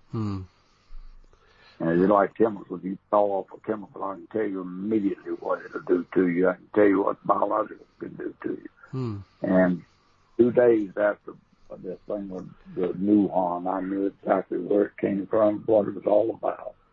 And that's why I don't wear a mask now, and that's why I don't look through all the hoopla everybody else does and get scared. And if you know something and know what it'll do, you don't get so scared about it. Yeah, sure. Now, I mean, we know that John Burroughs got a payout from the Air Force due to injuries sustained, supposedly, on the evening that he was involved in it. So what's your opinion on that? I think they probably got mad and got tired of them fooling with it. Oh. Because there was no radiation out there, no gamma radiation, then there's not enough damage that could have been done to him out there for nothing. Now, if you're a mathematical physicist and you can go in there and do the equations for the for the effects of an alpha particle and a beta particle, you'll find that there's nothing to contribute to anything with cancer-related items. Now, it may trigger something that can later on down the road might do it, but you can't go back and say that's what did it because it's already gone. It's already evaporated, or not evaporated, but it's already dead. The half-life is over. It's gone. And being a particle probably went right on out with the waste material. Hmm. Well, it's supposedly supposed to cause him some sort of heart problems. I don't believe that. There's nothing on the internet I can find. I tried to find it yesterday. I looked on it again. I couldn't find anything in there on health effects of biological. I'm quoting that with finding the health. There's no thing that I found health effects on beta and alpha that would warrant any medical problem down the road. Now, there might have been, like I say, maybe secondary, but I don't think so. I think primarily, I don't think he had a claim. But I do know, I did hear, they claimed that the radiation that was out there in the field was 25 times higher than normal. Well, I don't know that. No, I don't know that it's that much. I didn't find that. I just found out that they was, Southern Lincoln was on the 5 scale. I found that to be enough, but that was beta. That was not gamma. That was beta. And beta won't do that. If it's gamma, now if it'd been Southern Lincoln's of gamma radiation, yes, he would definitely have had a claim. He'd have had a legitimate claim. But I know for a fact that if you keep riding the VA, eventually they get tired of fooling with you, and then they'll do something about it. And the people that make the evaluations are not the Veterans Administration necessarily in the first place. They do. But they find it probably most likely with his insistence made it to the point where they signed just to sign off on it and give it to him. Right. I've had problems that occurred with me when I was in the Marine Corps. I fell from 20 feet up, landed on my head, and had a concussion and contusion. But I served 17 years and 8 months and 29 days of active duty even after the fall and excelled. So it just affects different people in different ways. And as big as he is, it would take more to hurt him than it would to hurt me. And I'm a little bit smaller, shorter than me. And somebody plays 6'2", and then a 6'5", and then a 6'8". The one that's going to be affected the most from the same amount is going to be the one that's 6'2", the shortest, because it's smaller, and you've got the same amount of radiation going on different parts of the body. But as far as him being abducted and all that crap, he says no. He hung around with Linda Moulton House, and the two of them powsy-wowsy all the time. So I don't know what the story was behind all of that, but I don't believe he was abducted. I think that was a mixed up story or fantasy that he wanted to get the attention. I don't know that, but I don't see any proof of where he was in there. Let's take it based on the fact that with the Pennington's description of the size of the vessel, and then you take the size of John Burroughs, and you see how big he is. Now, how is he going to fit in that little old bitty thing and move around in there and come out of there and he's back out on, how's he going to do that?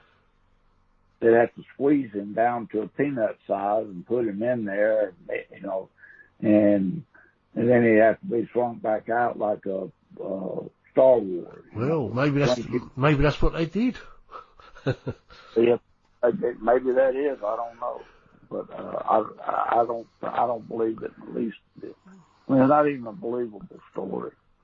And but that's his story. If he wants to tell it, let him get out there. Let people be believing. People won't believe it. Yeah. And there'll be that'll believe me, and they won't believe me. So let them make their own minds up. Yeah.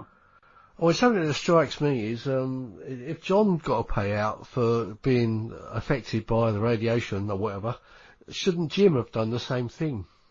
Because Jim, Jim was exposed to just the same thing, wasn't he? Right. Yes. But see, the difference is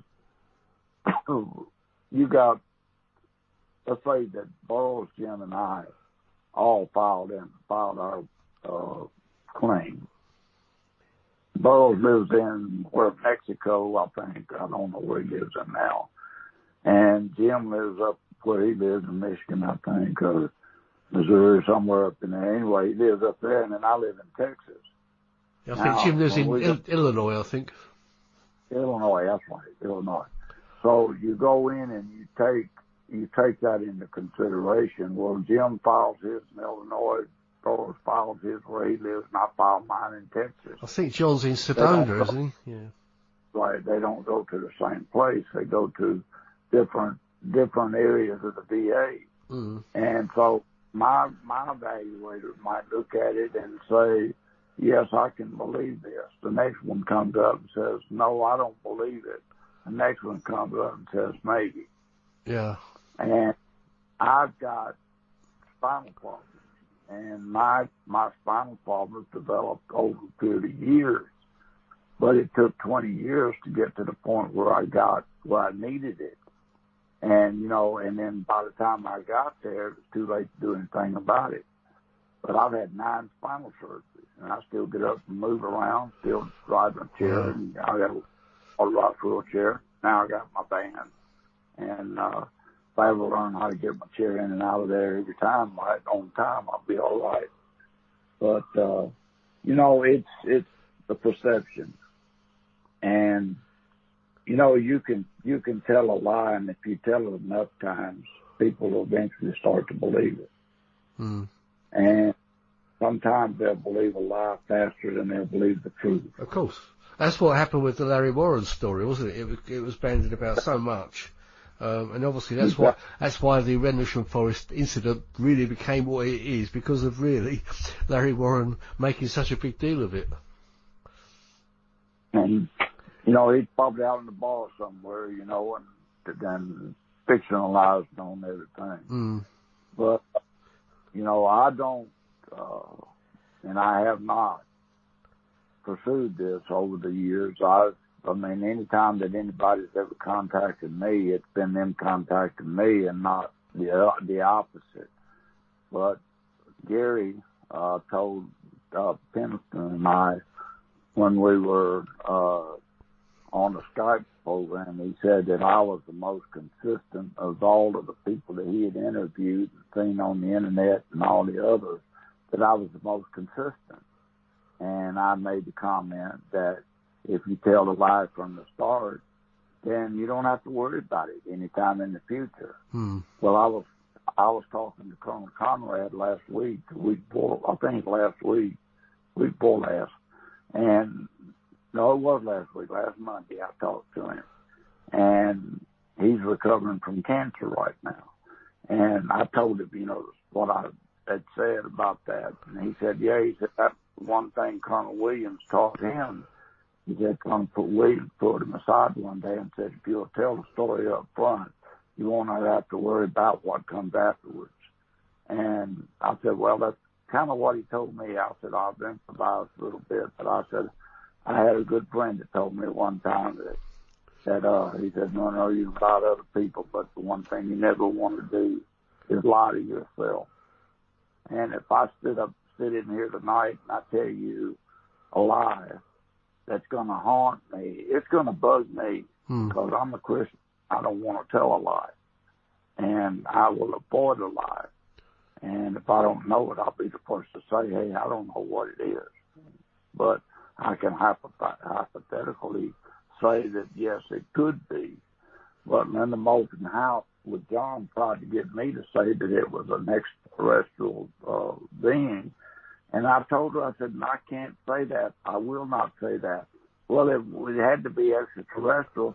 I said, ma'am, I don't even know what a terrestrial is, so I can't tell you what an extraterrestrial would be. And pissed her off. But I said, look, I'm not that. And I said, you're not going to put things in my mind. And if you do, I'm going to, I'll take your camera down and tear it up. I'm going to sit here and make me out alive. Yeah. And my wife was getting irritated with her as well. And Colonel Conrad wouldn't even meet with her. He had John and I come out to the church up in San Angelo, and we went to eat, and him and Jeannie were there, and I got pictures of Colonel Conrad and Jeannie, and Colonel Conrad, Jeannie, and myself, and Colonel Conrad with myself, and me with Burroughs. And if you see me standing next to Burroughs, you can see that he's much bigger, much broader than I am. And I was just a frail little guy there. Yeah, he's usually bigger than everybody, isn't he? Yes, he is.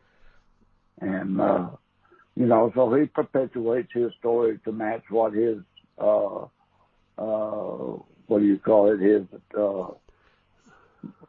motivation is and whatever, he did it to satisfy him. And that's okay if that's what he wants to do. I just refuse to participate in that. Yeah. And I told Gary and John and Jim early on, I'm not going to change my story. I'm going to keep it the same way it always has been. And I don't have to use notes. I said, my memory's strong and bigger than others. And I said, I was respected by the highs of the officials, so I could care less what the ones lower than me think about it. And, that right there established I have no motive, no agenda. And I said, I'm not getting paid to say a thing. So I said, so if I tell you something, I'm going to tell you off the cuff. I'm not going to get paid to tell a lie for anybody. And I just refused to do so. And from there, that's where we came across the book. And that's where Jim and I really developed a good relationship, good friendship. Yeah. I mean, there's quite a few things in the whole perspective I think you've got some issues with as well, haven't you? Oh, yeah. And I kind of went through that, and I said, shoot, I shoot every one of them down and tell you what he said about me and versus of what I have on record. I got proof that I was well accepted by all the colonels. I'd go out on the weekends with Colonel Pascoe and do photography for him. He'd go out and have a party with some British official, and he'd always call me and say, hey, so Neville, do you want to go out with me this weekend? Yes, sir, I'll be ready. And I'd hop in the car and we'd take off. And I learned a few lessons from him. I shot pictures of him in his A-10 right on the flight line, getting ready to take off. And I'd do stuff like that and put his pictures in the paper, it was always going in there. But we were not on he always respected me as a sergeant, but he, once in a while he might slip and say Monroe or something like that, but I always replied back to him as sir, always gave him that respect. And I was that way with all of them. So, and the officers would come in my classrooms and they'd listen to me teach it and this and them. And I'd get a letter back from them saying how my class was so much different than everybody else's, that I would get up there and do hands-on training or whatever I told them I did myself. And, that was just the reputation that I established and never let go of it. So there's so many people coming out with so many stories about all the UFO instances they've seen and all that stuff, They're just few and far between. You know, I think back, and, you know, from what I know now, not what I knew then, but what I know now, it could have been experimental aircraft on the part of skunk works, you know, out of Area 51 in the United States. I mean, it could have been. It could have been an experimental aircraft on the part of any country. It could have been. We haven't found any evidence that there's anything from Mars or from Jupiter or from the sun or from the daughter or any other place. So, you know, it can be anything. But you know, if I take a shoe, you remember the story that where the shoe was thrown at a dignitary, picked up somebody in the back of the room, picked up a shoe and threw it at him? Yeah. Oh, well, that was an unidentified flying object. Nobody knew it was a shoe that landed. And landed, they found out it was a shoe. Well, you know, unidentified object can be anything. And UFO.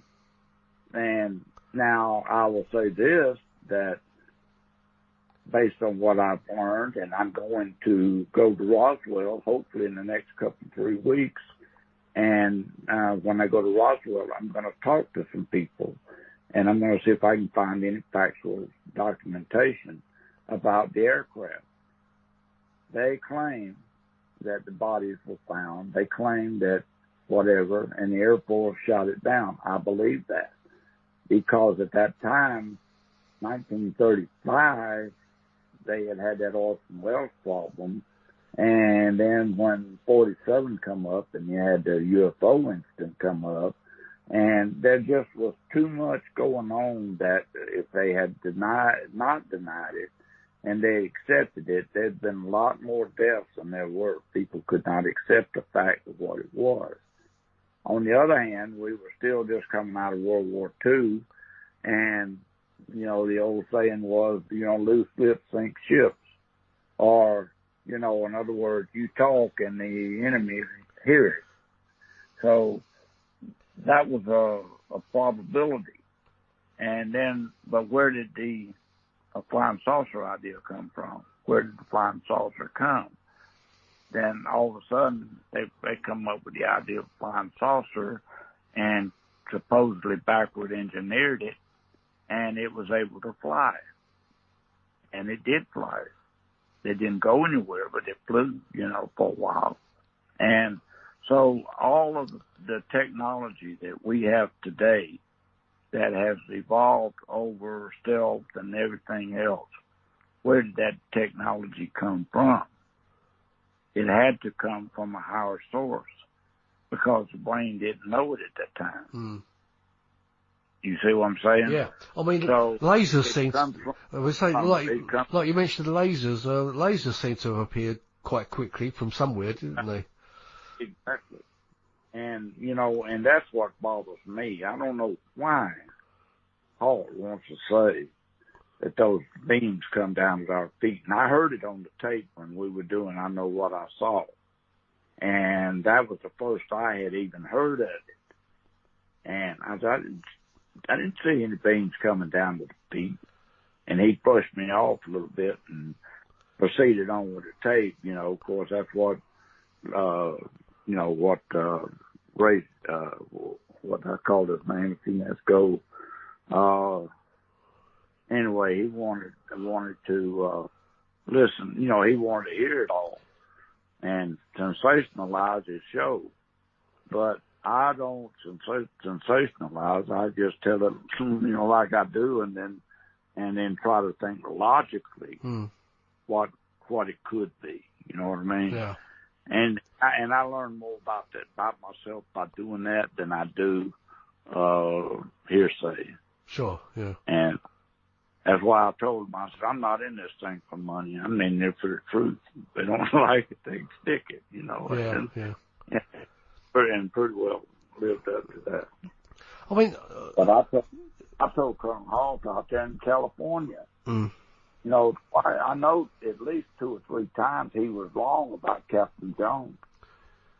I mean, you stop and think logically about it.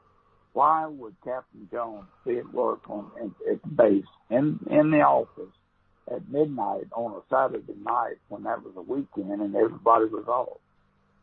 That wasn't her nature. Now, she would come in like I did. We both would arrive at 7 o'clock in the morning to go to work, and we'd be there an hour before anybody else got there. And we'd go in there and we'd talk or discuss things, and you know, and I was her right-hand man. Out of all the people in the office, the lieutenant, the master sergeant, and the chief, all of us, I was the one that she called on for answers because I respected her. I gave her the respect she rendered back to me. And one time she didn't. She got after me for taking off about 5 minutes early one night. I said, okay, I fixed that story. So next morning when I went to work, I just didn't make coffee or nothing, you know, and she come in. So there was one door not open. I said, no, ma'am. And the coffee's not made. No, ma'am. He said, why not? I said, well, you told me last night that I was on your time, and so now I'm on my time. She's all right. Come on in here, Sergeant Nevels. Let's talk about it. You sound a bit like me. Yeah. And so we go in and, you know, I sat down and talked about it. And I said, you know, I don't mind doing anything. I said, but I don't like to be treated like a child. I said, I know my responsibility. I said, but if the people can't watch and think straight, then they don't need to be thinking at all. And, you know, and we ironed it out and never had another challenge like that. And she saw, I mean, they called her in because I'd been mistreated from the others. But, and stop an exercise, if it wasn't right, I said something about it and I'd scream about it. I said, you're going to get somebody killed doing that. And, you know, and of course the officers didn't want to hear it. And I'd say, you know, whatever you do now, when the real thing happens, you're going to do the same thing over again. And bam, you know, take care of it. But you got to be methodical and you got to be accurate and, you know, and have confidence in what you say to people. And that's what I try to do. You were involved quite a bit in Jim's book. Now, what is your opinion of Jim's story? I mean, I know you can't I believe Jim, you know, the craft landed, I believe he touched it and everything. What's your opinion on that? Well, I think there was something there. I believe Jim. I don't have any doubt in my mind about it. No, I do too, yeah. The only thing that, you know, I've told him several times, I said, Jim, I said, you know, the problem that we have is it's unknown, and because it's unknown, and everybody wants to jump in and get in on the bandwagon, and you got so many people saying so many things that no one knows who to believe. But I said, if you've got documentation, I've got memory. I said, it's embedded in my mind. I said, I can remember things that happened 45, 50 years ago better than I can remember something that happened last night. And I said, you know, that's just because I got off on the right foot. And, you know, when I went to the Marine Corps, I went in there to excel, and I did excel. And I thought, you know, I was going to make a career of it. And the only reason I got out of the Marine Corps was because I was wanting to be a photographer. And I had a chance to, but that was when they laid off all those people from NASA, and they got the jobs I would have gotten in the aircraft industry. So I didn't get the job and afford to pay my way through college. But, you know, and so later on went back I was going to go back in the Marines, and I didn't get a chance. I got a chance to go, but they threatened to take my rank away. And it was only about 2 or 3 years ago I realized that they could not have taken it because of all of the dues I got from the Commandant Marine Corps and all the excels I did while in the Corps. And, you know, and I was very good at it. And that brings up another point. You know, I mentioned about the booby traps in there. When we were going through training for boot camp, for going to Vietnam, when I didn't go on embassy duty. And we were in Camp Pendleton in a jungle area, set up, and they would lay out booby traps for us. And then we'd have to go through, you know, and march in the field like we was in Vietnam. And we had a village and then walk through it. And I found 16 of the booby traps, and no one ever got hurt. And they told me I was taking too much, that I was finding all of them to step back. And I stepped back in the back, and when I did, the guy in front of me stepped on a line on a booby trap, and down come through the trees on a big old clay ball with punji sticks in there. And it was plastic, but I didn't know that. And, you know, when I responded, and of course survived. But the bugle sticks that we used to fight with, and punji sticks that they used in Vietnam, you know, to stick in people's legs and body. And, you know, but I was able to find that because I was meticulous in what I did. I was able to see it. And today I'm the same way. I can watch TV and see a thing and a thing quicker than most people even think about watching things. And I pick it up that fast. And people remark how I can spot something real quick on TV before the scene moves. I can find it and locate it in just a few moments. So it's just a knack that I have now over the years. And so what I tell you, you know, is factual. Yeah. You must be good with that gun as well. Well, I was, you know, and I tried to project that in all of my classes when I would teach. You know, you inject confidence on the part of the people that you're talking with, and once you've got the confidence built up with them, then they're more apt to listen to what you have to say. Yeah. And that was the way I built on my classes. That's why I was so successful and in teaching, and I still do. You know, I can go down and talk to anybody on pandemic, talk to them about this or that, the other. If I know what I'm talking about, I can get up and talk. If I don't, I shut my mouth and back away from it. You know, yeah. Don't worry about it. Because, I mean, I've already had my life. I'm just enjoying the benefits of a sound mind. I tell my kids all the time something I learned. I said, you know, if you'll live your life with honor when you're young, when you're old, you'll remember them all over again and can relive it like that scene all over in your life again. Yeah. And that's what it is. I just built my life with honor so that when I got older, I can remember it and not have any regrets. And I have a few regrets. I mean, we all do. Oh, yeah, we've all got regrets, yeah. You know, but that's what you build on. You build on. If you went through life with no regrets, you wouldn't have lived. Yeah. You got to make mistakes to appreciate it. You did it your way. You're right. Yeah.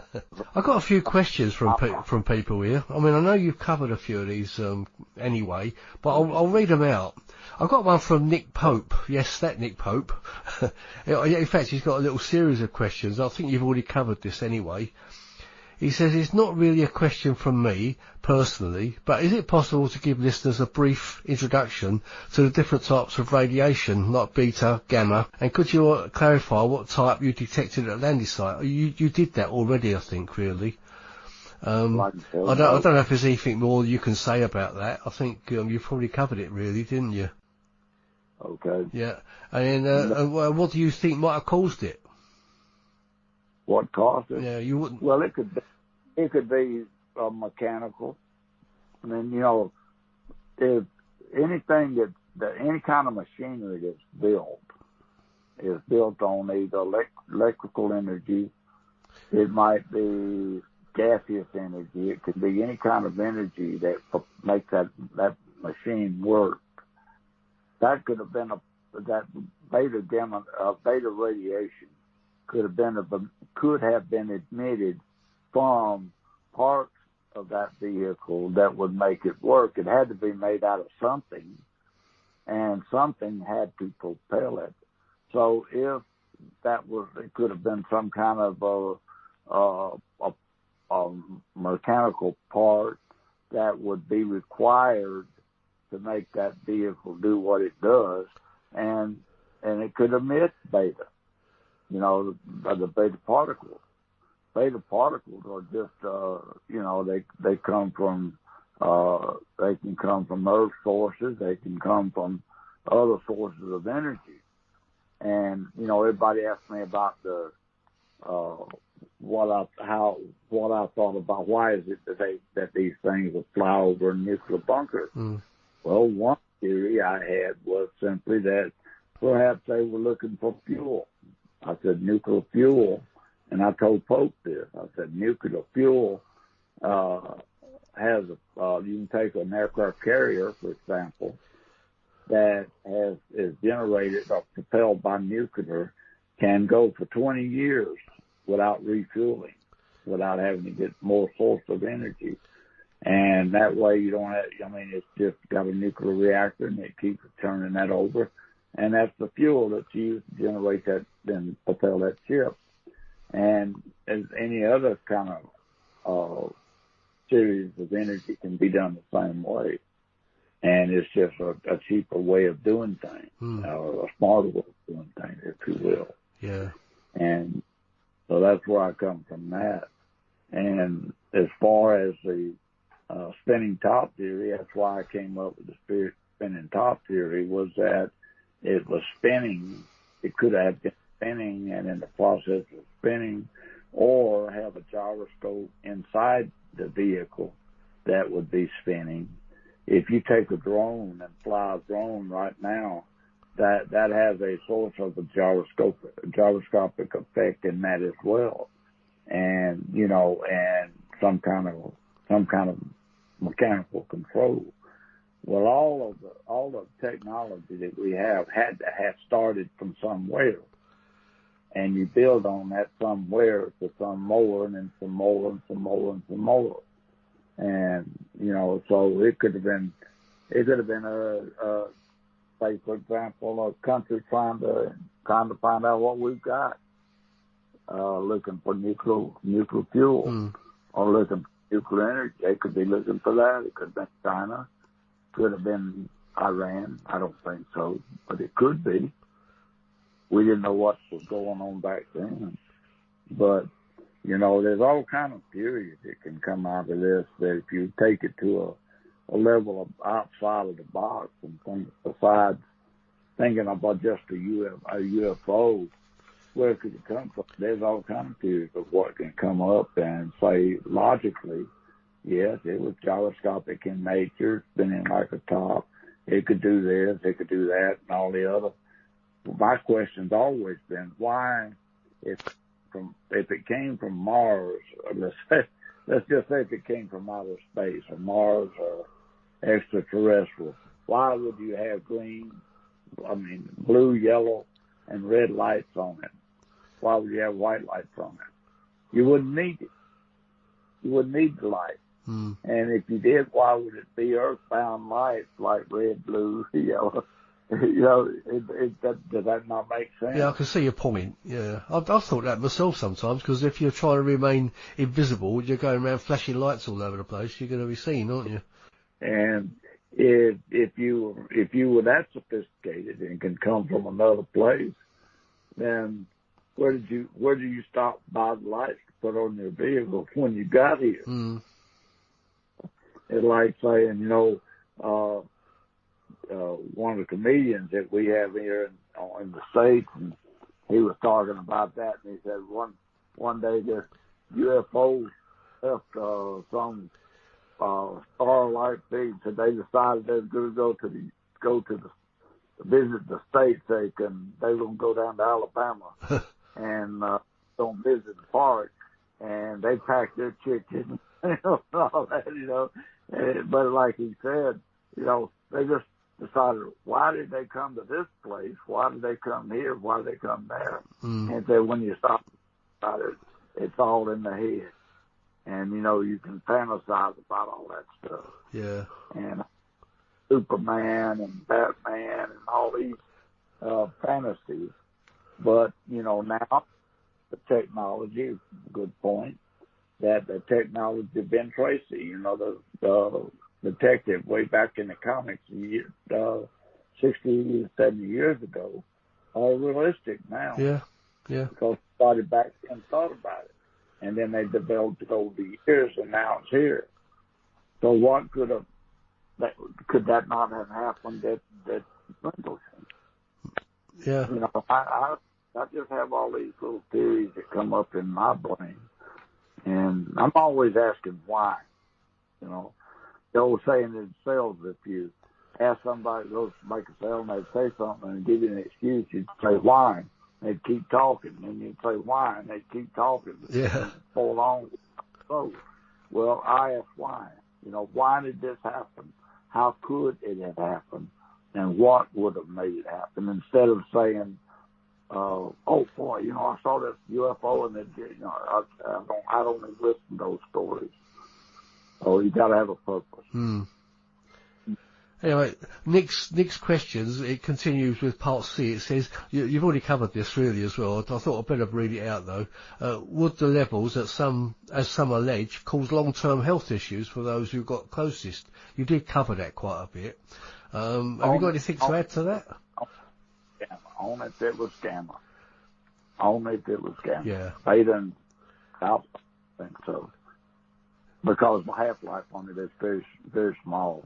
Very short. Oh, right. He actually mentions half-life. He says, what do you think about the half-life of the radiation and whether anything would be detectable today?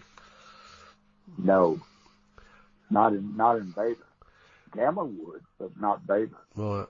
The beta, alpha, and beta are just particles, and they just, an alpha particle will only travel a few inches. A beta particle travel maybe 3 feet, and gamma will go straight through you. And it's the gamma that does the damage. The gamma is the X-ray. When you go to get an X-ray, that's what they're doing is shooting gamma radiation through you. Right. And if you ever notice that when a health official gives you an X-ray, they have a dosimeter on their code or something, and that measures the accumulated radiation that they garner over a period of, say, 12 months. They know how much radiation their body has been accumulating over that time frame. You don't do that alpha and beta because it's minimal. And so there was not enough in there to bother Burroughs or anybody else, I don't think. Right. If he stood over it and breathed and breathed and breathed and breathed and just kept shooting in him, yes, maybe it could do some damage. It burned some of his internal organs. But the kind of problems he has, no, I don't think so. No. And I think a lot of his problems are mental.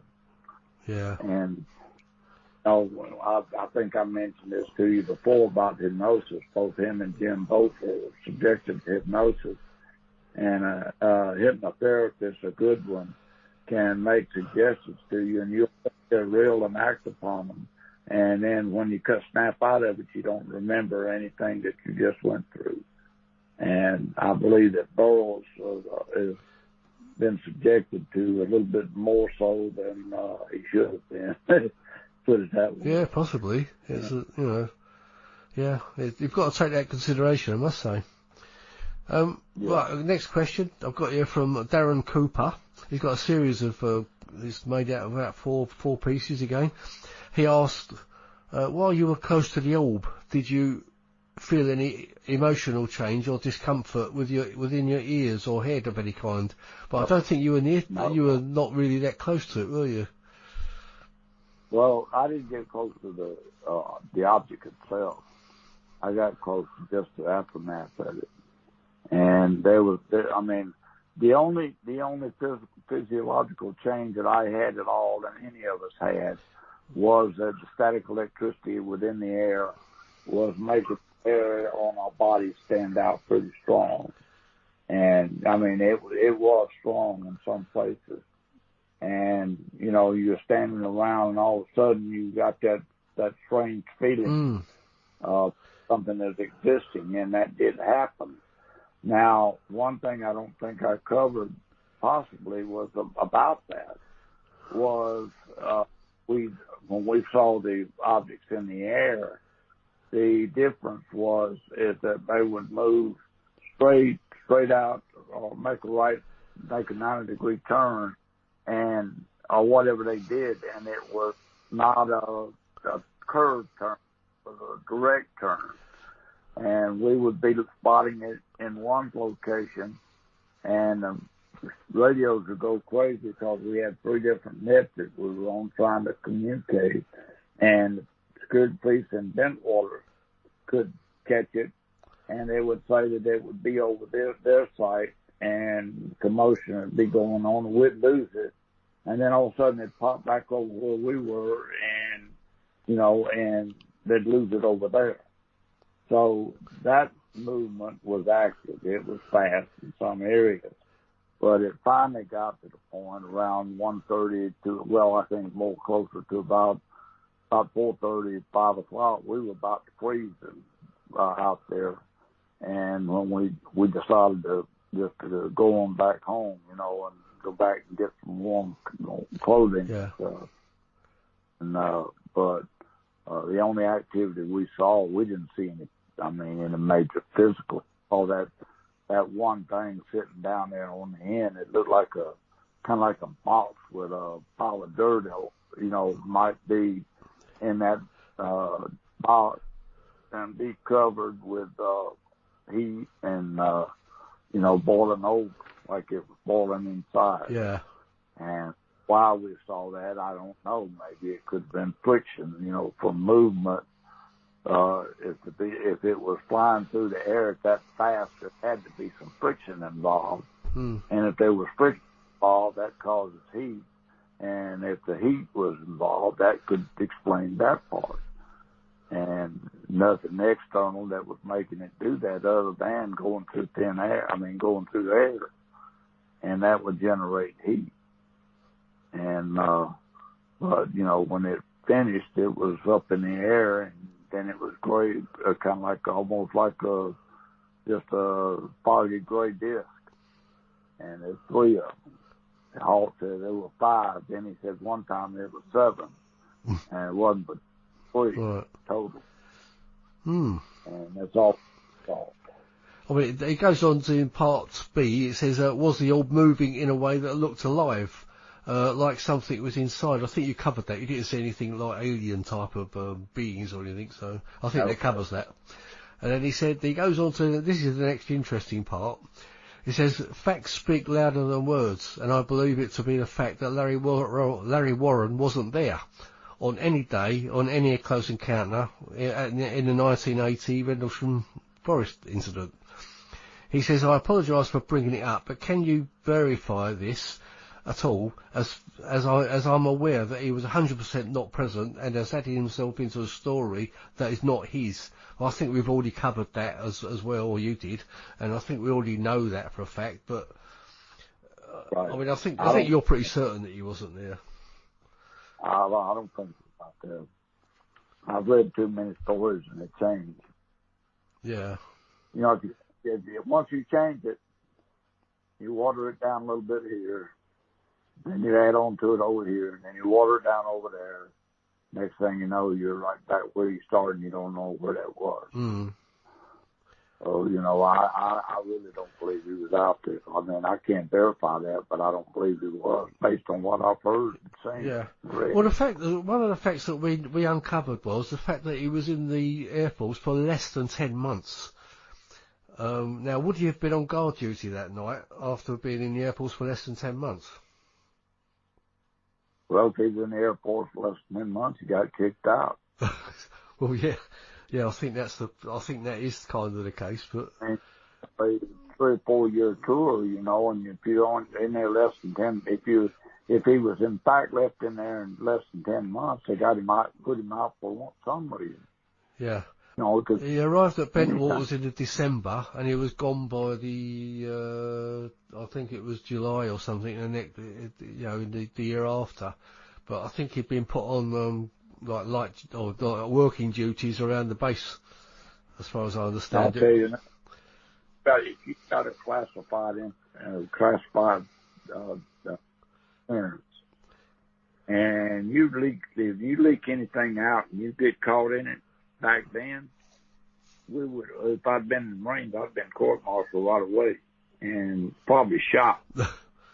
And I went to the Air Force one day right after I got in the Air Force, and I walked in an office, and a captain had walked out and left a confidential, he left a secret document laying on the desk.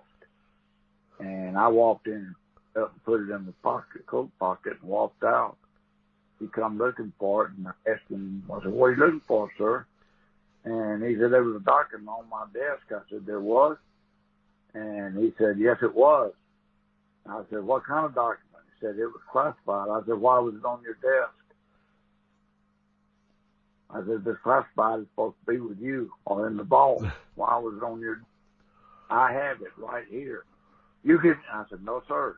I don't give it back to you. I take it to the person in charge in security and give it to them." And I took it and give it to them. Wow. And I said, "You know, you don't play games with security. And that's how you got your clearance. That's why." And he said, "You don't have the authority." I said, "You'd be surprised what kind of authority I got." And I said, "Don't mess with me." And I was a sergeant in E4. He was a captain. I told him, I said, "You don't mess with me, because I'll fight with the best of you." Yeah. And, but I had that kind of confidence. Yeah. You know, Well, you had that evidence on your side as well, didn't you? So. Yeah. On my side. And, you know, when I went to NATO, they took me down in there, when they found out what I had knew, took me down there to the security vault and let me go and see some top secret material, NATO top secret. And, you know, and asked me what my opinion was, and they wanted to keep me on for about 3 months and let me help them out. And, my Colonel Conrad wanted me back there, and Colonel Williams wanted me back for wing, was getting ready to have, you know, a 3-week inspection of 3rd Air Force, and they wanted me to be there because I was the only one to keep their butts out of trouble. So, yeah, they'd call me and they'd ask me, and I'd tell them they'd pass it home, see. So, but that was the kind of rapport I had, you know, with the commanders. Yeah. Yeah. Well, the next thing that Darren says, this is Darren Cooper again, he says, did it pulsate like an energy, or did it blink like an eye? We're back to the eye that Colonel Holt has stated many times, has stated on the Holt tape. Now, I don't know if there's much more you can say about that blinking eye thing that you mentioned earlier. Well, I mentioned the fact that that would be what I would call a pulsating light, if you will. And why was it pulsating? I don't know. My theory at the time, and I've thought about it again. Light is energy. And, you know, it's a form of energy. And with the fact that there was something there, we know that. There was something there. I don't know what it was. I know that it was hot, meaning that it had, if it flew through the air, it had to fly through the air at a pretty fast speed for the molecules in the air to heat up like that through friction. And when an aircraft lands, it has static electricity on it. And the only way you can keep from getting it has enough static electricity on it when an aircraft lands after flying through the air, it has little tubes on the end of the wings that let the static electricity go out through that and dissipate. Without that, if you touch the aircraft, it would kill you. There's that much energy in that. Now, that being said, that just says that if it was a disc or if it was a saucer or whatever you want to call it, that was flying through the air, high altitude, there would be no problem. But low altitude, it would be because of the molecules.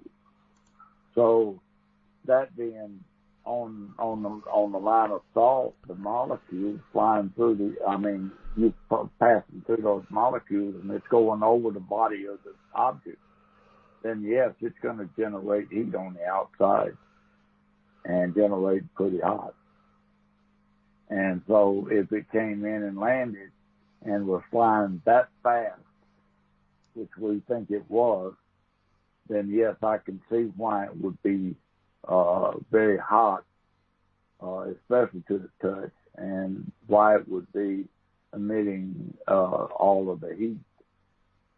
The only thing that we don't see on there and don't understand, of course, the object that Jim saw in the diagram that I think he said was dark, that would hold in the heat right there, being dark.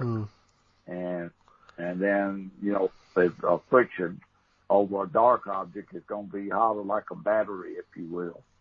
You take a battery that's black and heat it, and it's in use, it gets hot faster than a battery that would be painted white, because white will deflect the heat, and the black will absorb it. So that would absorb the heat, and and then if it was molten metal or whatever, that's what it looked like.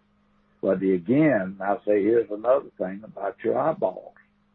When you're looking through something like that and it's hot, if you ever look at the heat, something that's heated up in the dark with your bare eyes, it'll look like there's waves of energy going up and down through there.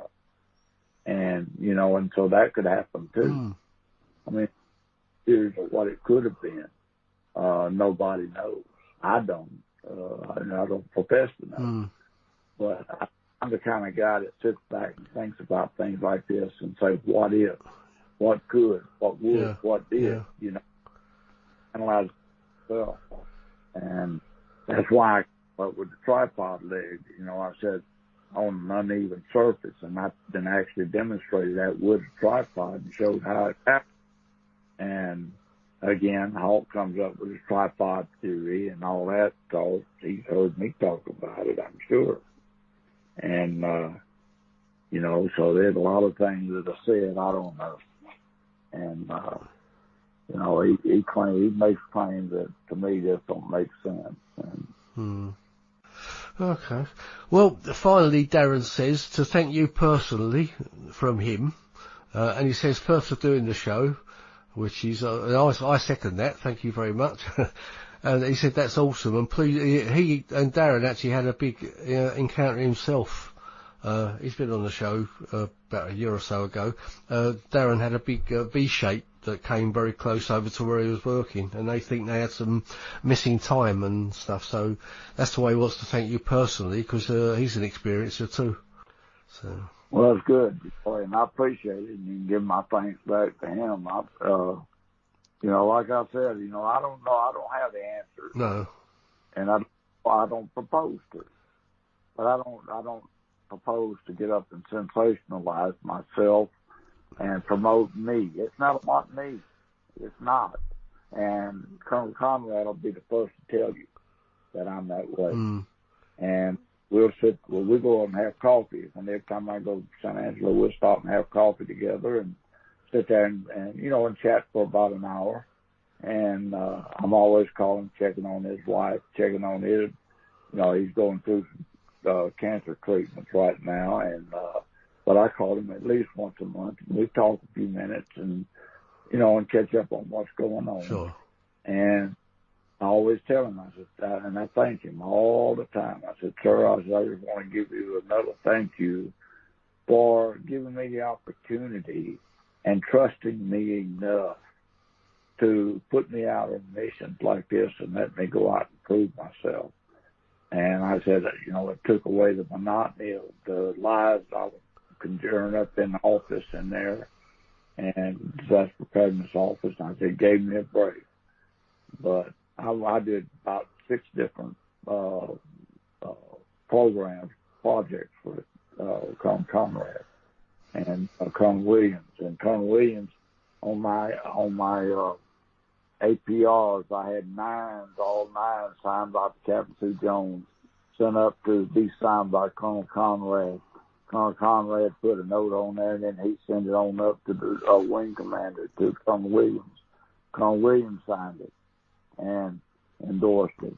And nobody in my office had that opportunity at all, because I was the only one that had an officer that was my direct reporting official. And that was why, because she gave me the opportunity, and they were always sending me out on projects to do, and you know, and not to keep me in the office and all hell break loose. I just get out of the office and go do what I want to enjoy doing, you know, working for them. Yeah. All right, anyway, I'm sure Darren will be listening to the show. So, Darren, I've asked your questions for you. Right, next questions I've got is from Gary Jones. Now, he's had a big experience as well. Do you know about the Penteric incident, which was in Wales? You may not have heard of it, Monroe. No, and it says, do you see any parallels between the military actions from Rendlesham and Penteric and how they behaved? You know, cordoned off areas, military assets involved, the following cover-up stories, etc.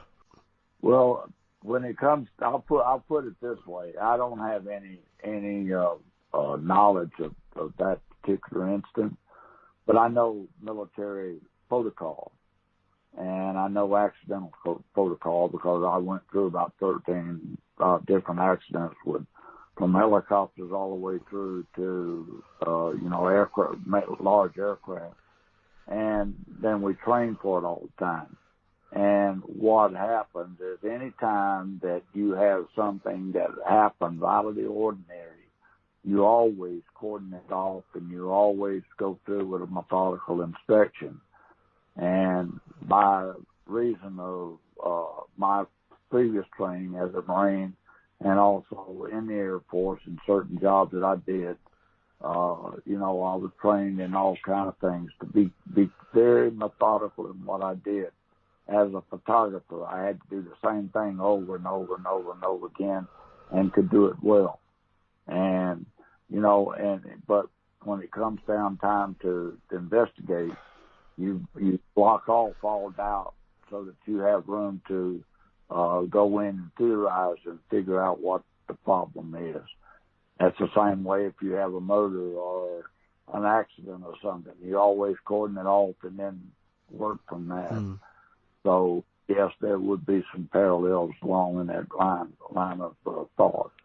Have you any knowledge about how the witnesses were treated after? Were they sort of bullied or questioned a lot? I mean, were you questioned a lot? On what? About the incidents that you? Most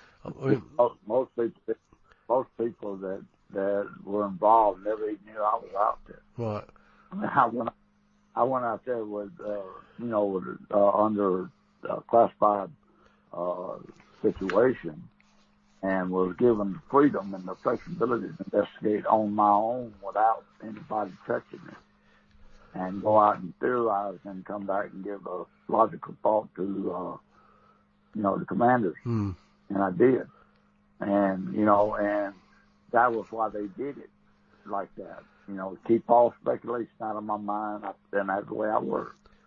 If I went out to do something and I wanted to investigate, I'd say, don't let anybody come with me to give me any kind of ideas. I said, I want to develop my own ideas based on what I see. Yeah. And that's what I would do. I would go out and do my investigation, then I'd come back and I'd tell them what I thought.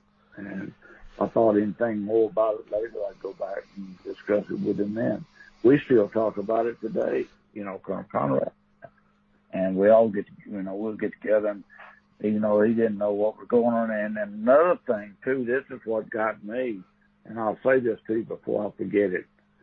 Colonel Halt said that Colonel Conrad was promoted temporarily to senior, the wing, he was voted temporarily to the wing commander's post, and that he moved in. Well, Colonel Conrad told me about 3 months ago, I guess about a year ago, Colonel Conrad told me that within about 3 weeks, 3 days or 3 weeks, I think about weeks, of this whole incident at Bentwaters, he was assigned to Accident Investigation Board. And he later got out of the Air Force and flew for FedEx, I think it was, for 20 years. So that story was not accurate, not according to what Colonel Conrad had to say. And I would trust Conrad. There's another little thing I just thought of. In the Larry Warren yarn, he talks about an underground base where he was taken to be questioned. Is there any underground base on Bentwaters? Not that I know of. No, I've heard that before by Donald Leisure, who was the weapons storage area. He used to hand out the weapons, the M16s, etc. And he used to work on the fire department as well. And he said he would have to know if there was an underground base. And he said there wasn't. So not an underground base. I mean, they might have been an underground bunker, if you will. That's possible. Well, but not according to the Larry Warren yarn, it was big enough to have champagne parties and films being shown and stuff like that. That's a fun. Yeah, I think that's quite obvious, really. All right, the next question is from Chris Ebbers, and he runs the Outer Limits magazine here, and he says, "Were you filmed for Capel Green, which is a documentary being filmed? And if so, what opinion of the project? And if not, why does he think that your contributions were ignored? Or were you asked to be in it at all?" No, and see, that's expected. And I mean, if I tell the truth, then I destroy all the other fiction, all the other fiction and non-fiction problems, all the stories that come out of it. If I'm telling the truth, I interfere with their program. Right. And just as the previous British programs I did, they came out and they would joke. I mean, they were very sorry, very, very deliberately sorry acting, and did not depict what really happened in any way. And and I haven't seen it. I want to see it really, and have been invited. No. Because if I did, probably did pick it apart real quick. Yeah. But the truth is not wanted in a case like that. They want to keep it where they can make up whatever they want to. Well, this is all the Capel Green film. It's all based on the Larry Warren story, basically. So. But I mean, it's not actually been released yet. It's been about 4 years in the making so far. They have to keep rewriting it and whatever. But I understand as this show goes out, it's going to be coming out at the end of this year. So we'll keep our eyes open and see what happens. It'll come out at the same time as this show probably. So that'll be interesting. Again, back to what I previously alluded to with you on many occasions when we talk, is the difference that you get from different perspectives. You get different perspectives on anything. But I'm not in this thing for popularity. I'll discuss it with people, but I don't really go into. I get bored, to be honest with you. In trying to discuss it over and over and over and over with certain people, because certain people that hear it always conjure up things that happened to them 40, 50, 60 years ago. Oh, I saw this, I saw that, and I don't believe it. I mean, I've got a wife that has a couple of kids that come up with their stories, and they're in their 50s and 60s. And and they try to, when I say something, they want to come in there and put their story in there. And it don't happen that way. I mean, it just doesn't. And sure, there's a lot of people that have had experiences, but there's a lot of people that had experiences that never existed. Yeah. And then that was fictionalized on what they want to do.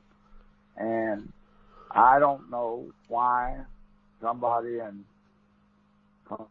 Hawk or any of the others in their position, why they feel they have to go in and keep adding to the story or keep shooting down. I mean, if I tell you something, you can count on me. If 10 months from now, a year from now, 2 years from now, 5 years from now, I'm going to tell you the same thing. I'm not going to change it. And if you got to change your story now, you'll change it again later, and then you'll change it again, and then you'll change it back again because you can't remember what you said the first time. Then you say something, you can't remember what you said on the third time, and by the time it's all done, it's just a bunch of mud. Yeah.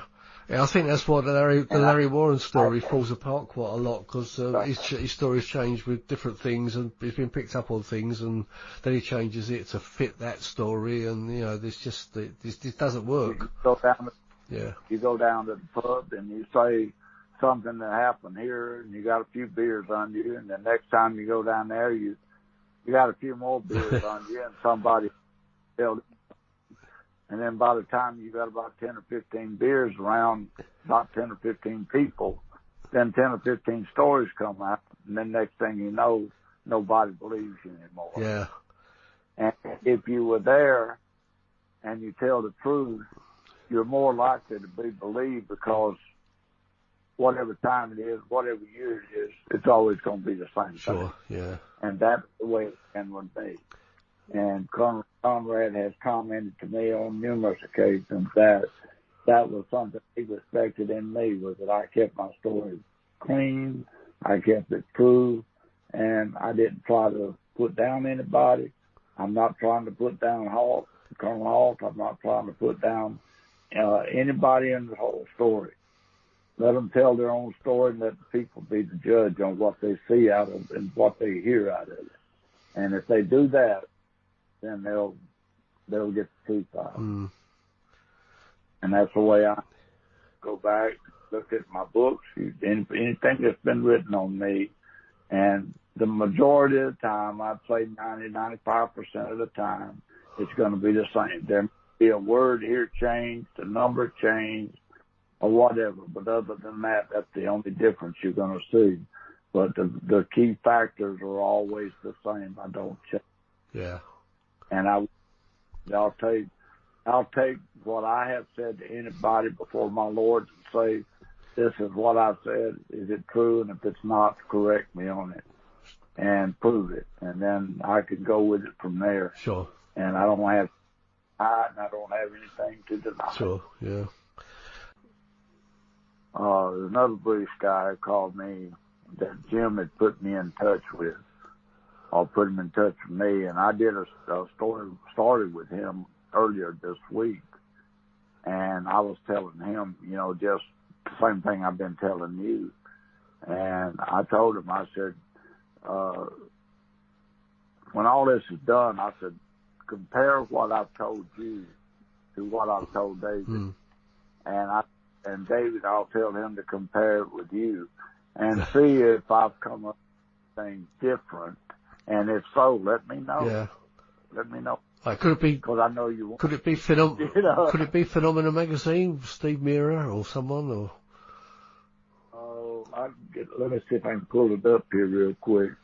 It was on an email that he sent to me, and then he called me Monday, I think it was, and we talked on it, and we talked for a little bit, and it was just he was wanting to get my perspective on it, and apparently Jim Pennington had put him in touch with me. Right. I know one magazine it won't be. It was magazine, I believe. Yeah, I know one magazine it won't be. I won't mention it, but right. And I don't know which one it was. I don't know any. Outer Limits magazine. But anyway, we'll leave that there. We can sort that out later. I've got the last question from Colin McFazerdine. He asked about the Nick Redfern's book. I don't know if you've heard of that one. It's called The Rendlesham Forest UFO Conspiracy. A Close Encounter Exposed Their Top Secret Government Experiment. You did mention a bit about you think it could be something like that. So, do you want to expand on anything to do with that, or? Well, I don't know of any experiment. That's the whole point. Yeah. I just said it could be. All aircraft that we have, all of our space, space vehicles, everything, they were all experimented with and designed before they were brought out to be the one, if you will. For example, the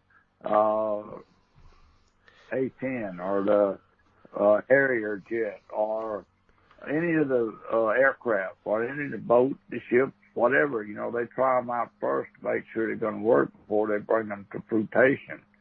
And, you know, we have instances like, for example, when the SR-71 was built, Skunk Works was building on it in Area 51. And that was top secret for many, many years, super top secret.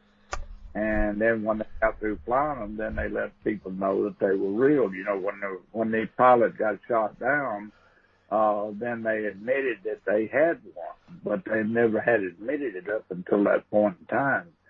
So the only thing I can say about all of this is that, yes, it could have been an experimental vehicle.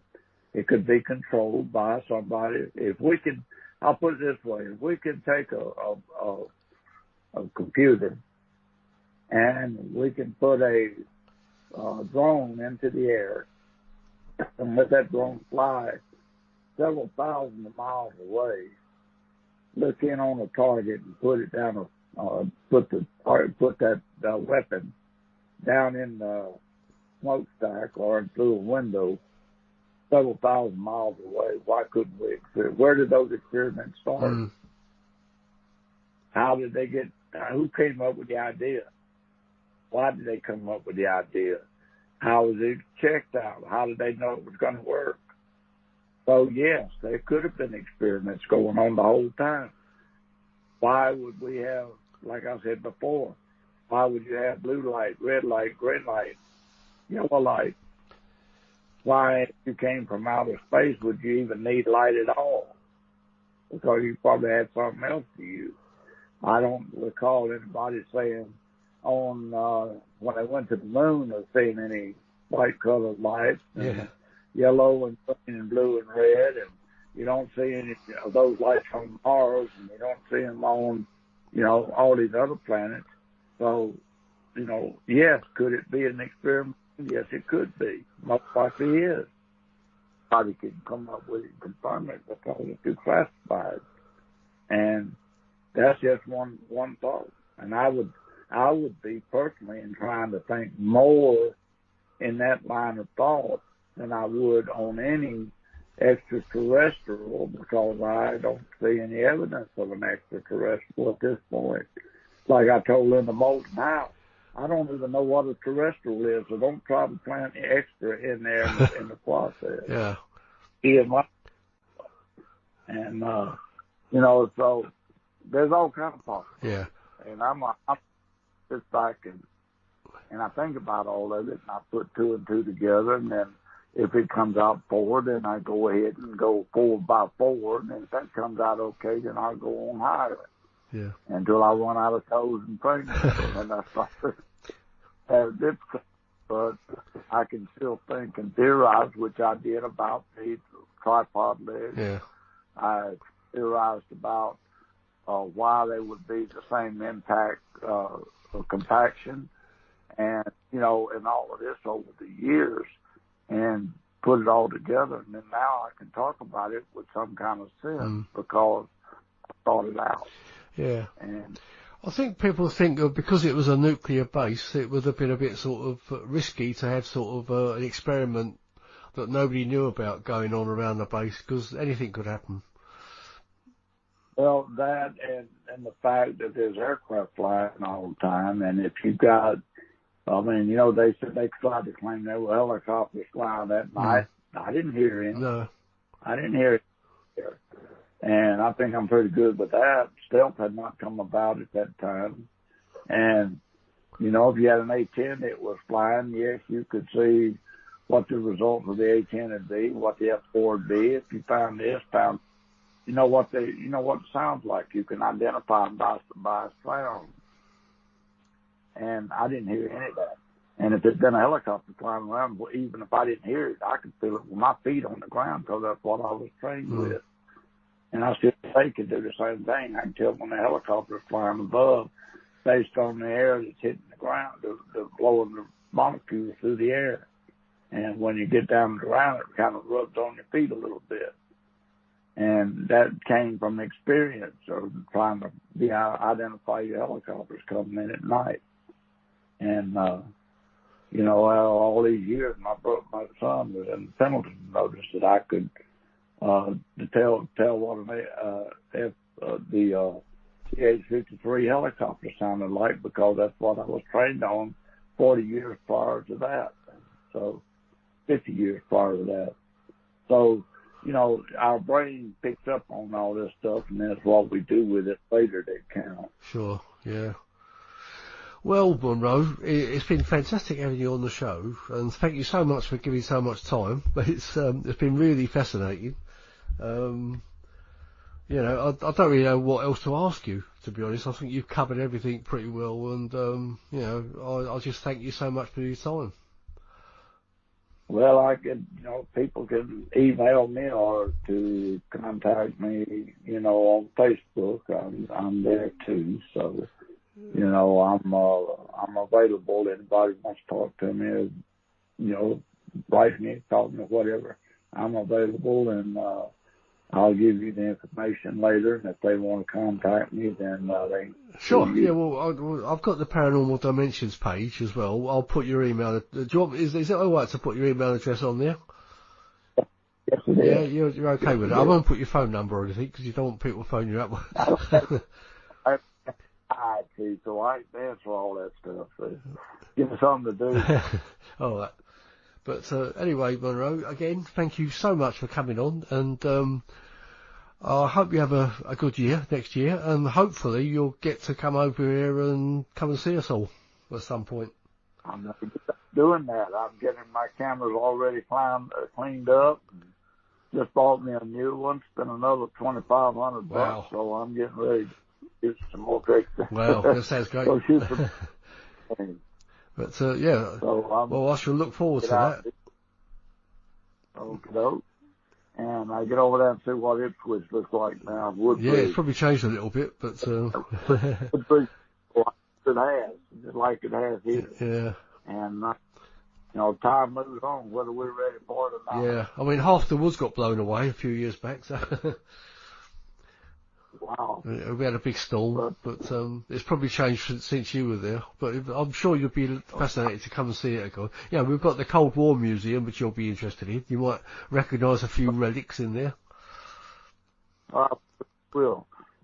Well, I'm looking forward to it. I'm going to talk to Jim about it, and Gary, I'll see what your plans are, and then I'm going to start planning for it and be ready for it come time to come over. I'd be glad. Yeah, it'd be great to get all three of you over. As I say, I'll try and fix something up, and it'd be great to have all three of you coming over.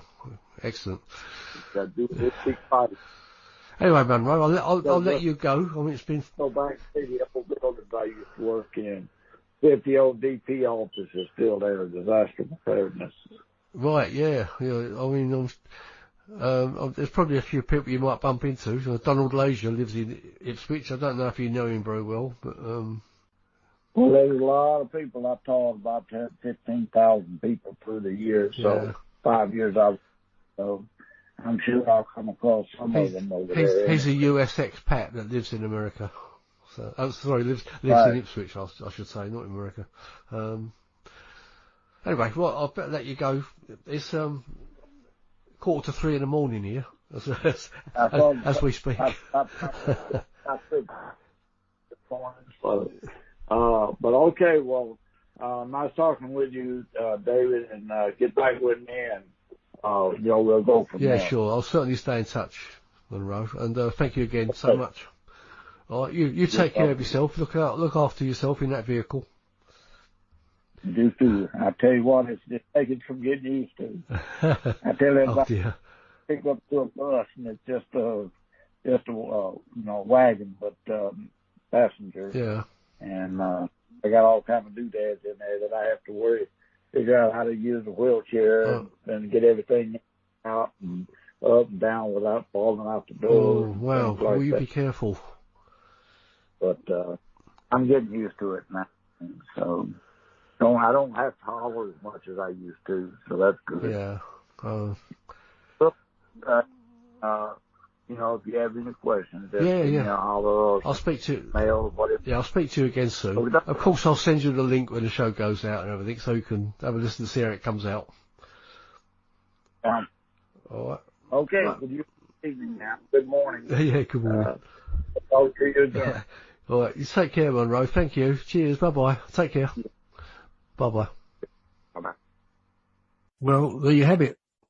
Once again, thank you, Monroe Nevels, for another very interesting story about the Rendlesham Forest UFO incident. From your perspective, I think I'd like to say just one thing. I think we should all remember that whatever happened back in 1980, something did happen, and we've got to respect the fact that people like Jim and Monroe and Colonel Holt were all involved. I think it's the ones that are trying to make out that they were involved and they weren't is the problem we've really got. I think we've just got to remember that. But anyway, this is my final show. Thank you very much if you've listened to all my other shows, or some of them at least.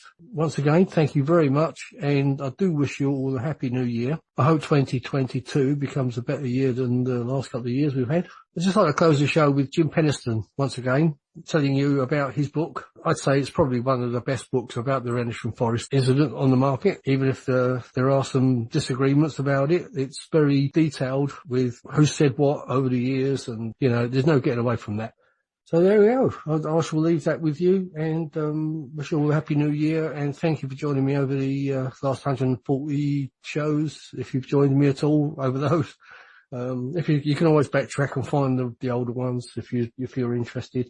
You can certainly find the Colonel Holt and Jim Penniston ones if you backtrack, because they are still there up on the site. So I'll leave it there. Thank you very much for joining me, and take care of yourselves. Bye bye. Hello, my name is Jim Penniston. I am here to tell you about a groundbreaking new book about the Rendlesham Forest incident of 1980. It's called The Rendlesham Enigma. This book, 85% of it, is previously unknown to the public and to other witnesses. After 39 years of disinformation and misinformation coming out about the incident itself, I decided to team up with Gary Osborne and write the definitive book. I thought I was more than qualified, since I was the first responder of the USAF, United States Air Force, deployment off base on a craft of unknown origin. What I would like everybody to do to know is that this book is definitive. It's 702 pages long. Of that 702 pages, 300 pages are endnotes. What it does is presents the facts like never been presented before. Everything I kept close to the vest all these years is in this book. I will put you right beside me on contact number. You will go through the emotional distress that I went through. But at the end of the day, after reading this book, you will have a complete understanding of what actually happened at Rendlesham Forest that night. So please, go to Amazon.com, buy either the paperback or the Kindle. I guarantee you this much: you will not be disappointed.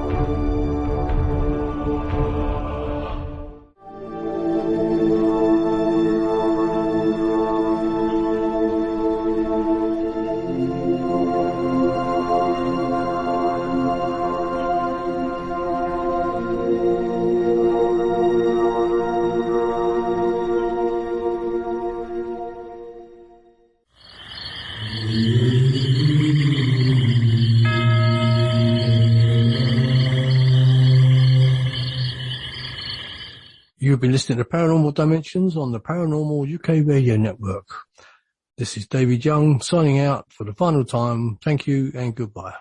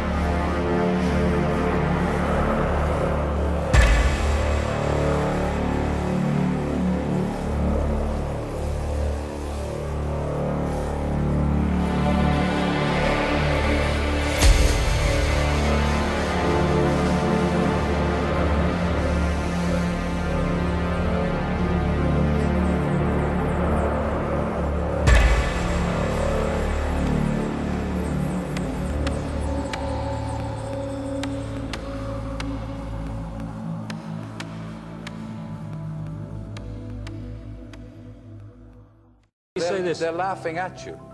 They're not laughing with you. It's fine. I remember my daughter Kerry saying to me, you know, Dad, one day I'm going to be able to walk down Union Street and I'm going to be able to say, my dad's not mad. Look at what he said. Look at what is happening. He was right.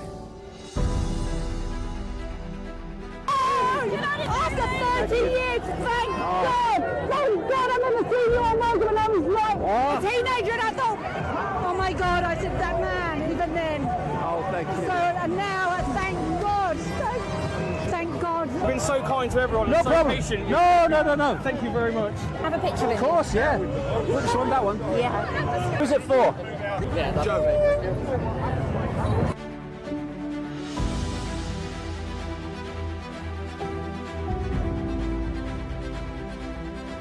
Hey! You're my hero. Oh, you're mine. Hey! Brilliant work you're doing. Thank you. David, Oh, it's all yours. David, we love you. Can we get a selfie? Go on, You're then. so amazing. Go on then. Oh, well Thank done. you. We love you. Thank you so much. Thank you. Thank you. Hey! Cheers, mate. I've been following you for years. Keep up Cheers, the good work. mate. Cheers. Thank you. Thank you, mate. But how good does that feel to say that they're not laughing at you now? No, they're not laughing at me now. No, they're not. They're trying to ignore me. The sight of these people in these vast numbers walking through the London streets saying we're not having it anymore is it's so freaking emotional, you know. You know, I've done some things in my life, but you know, this is an incredible day for me to have seen all those years ago, those decades ago, where no one wanted to know and everything you said was crazy, and now you see the world waking up on this scale. So you know, the whole COVID era has been a fascistic nightmare, but it has woken people up to the fact that there are forces running human society that are not the people they see, and we have an opportunity now to turn that, seeing that, into ceasing to cooperate with it. And if the kind of numbers we're starting to see cease to cooperate with the diktats of authority and fascism, then the numbers alone mean it cannot prevail. So this is a fantastic, pivotal day. And a day that gives you enormous encouragement for where we go from here. Hey! Hey! How are you, man? Hi! Am I going to picture you? Yeah, of course. I love this. Thank you.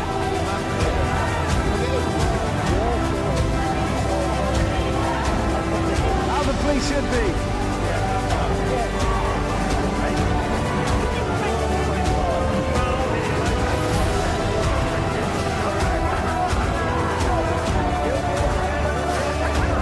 Excellent. Big fan, my friend. Thank you, mate.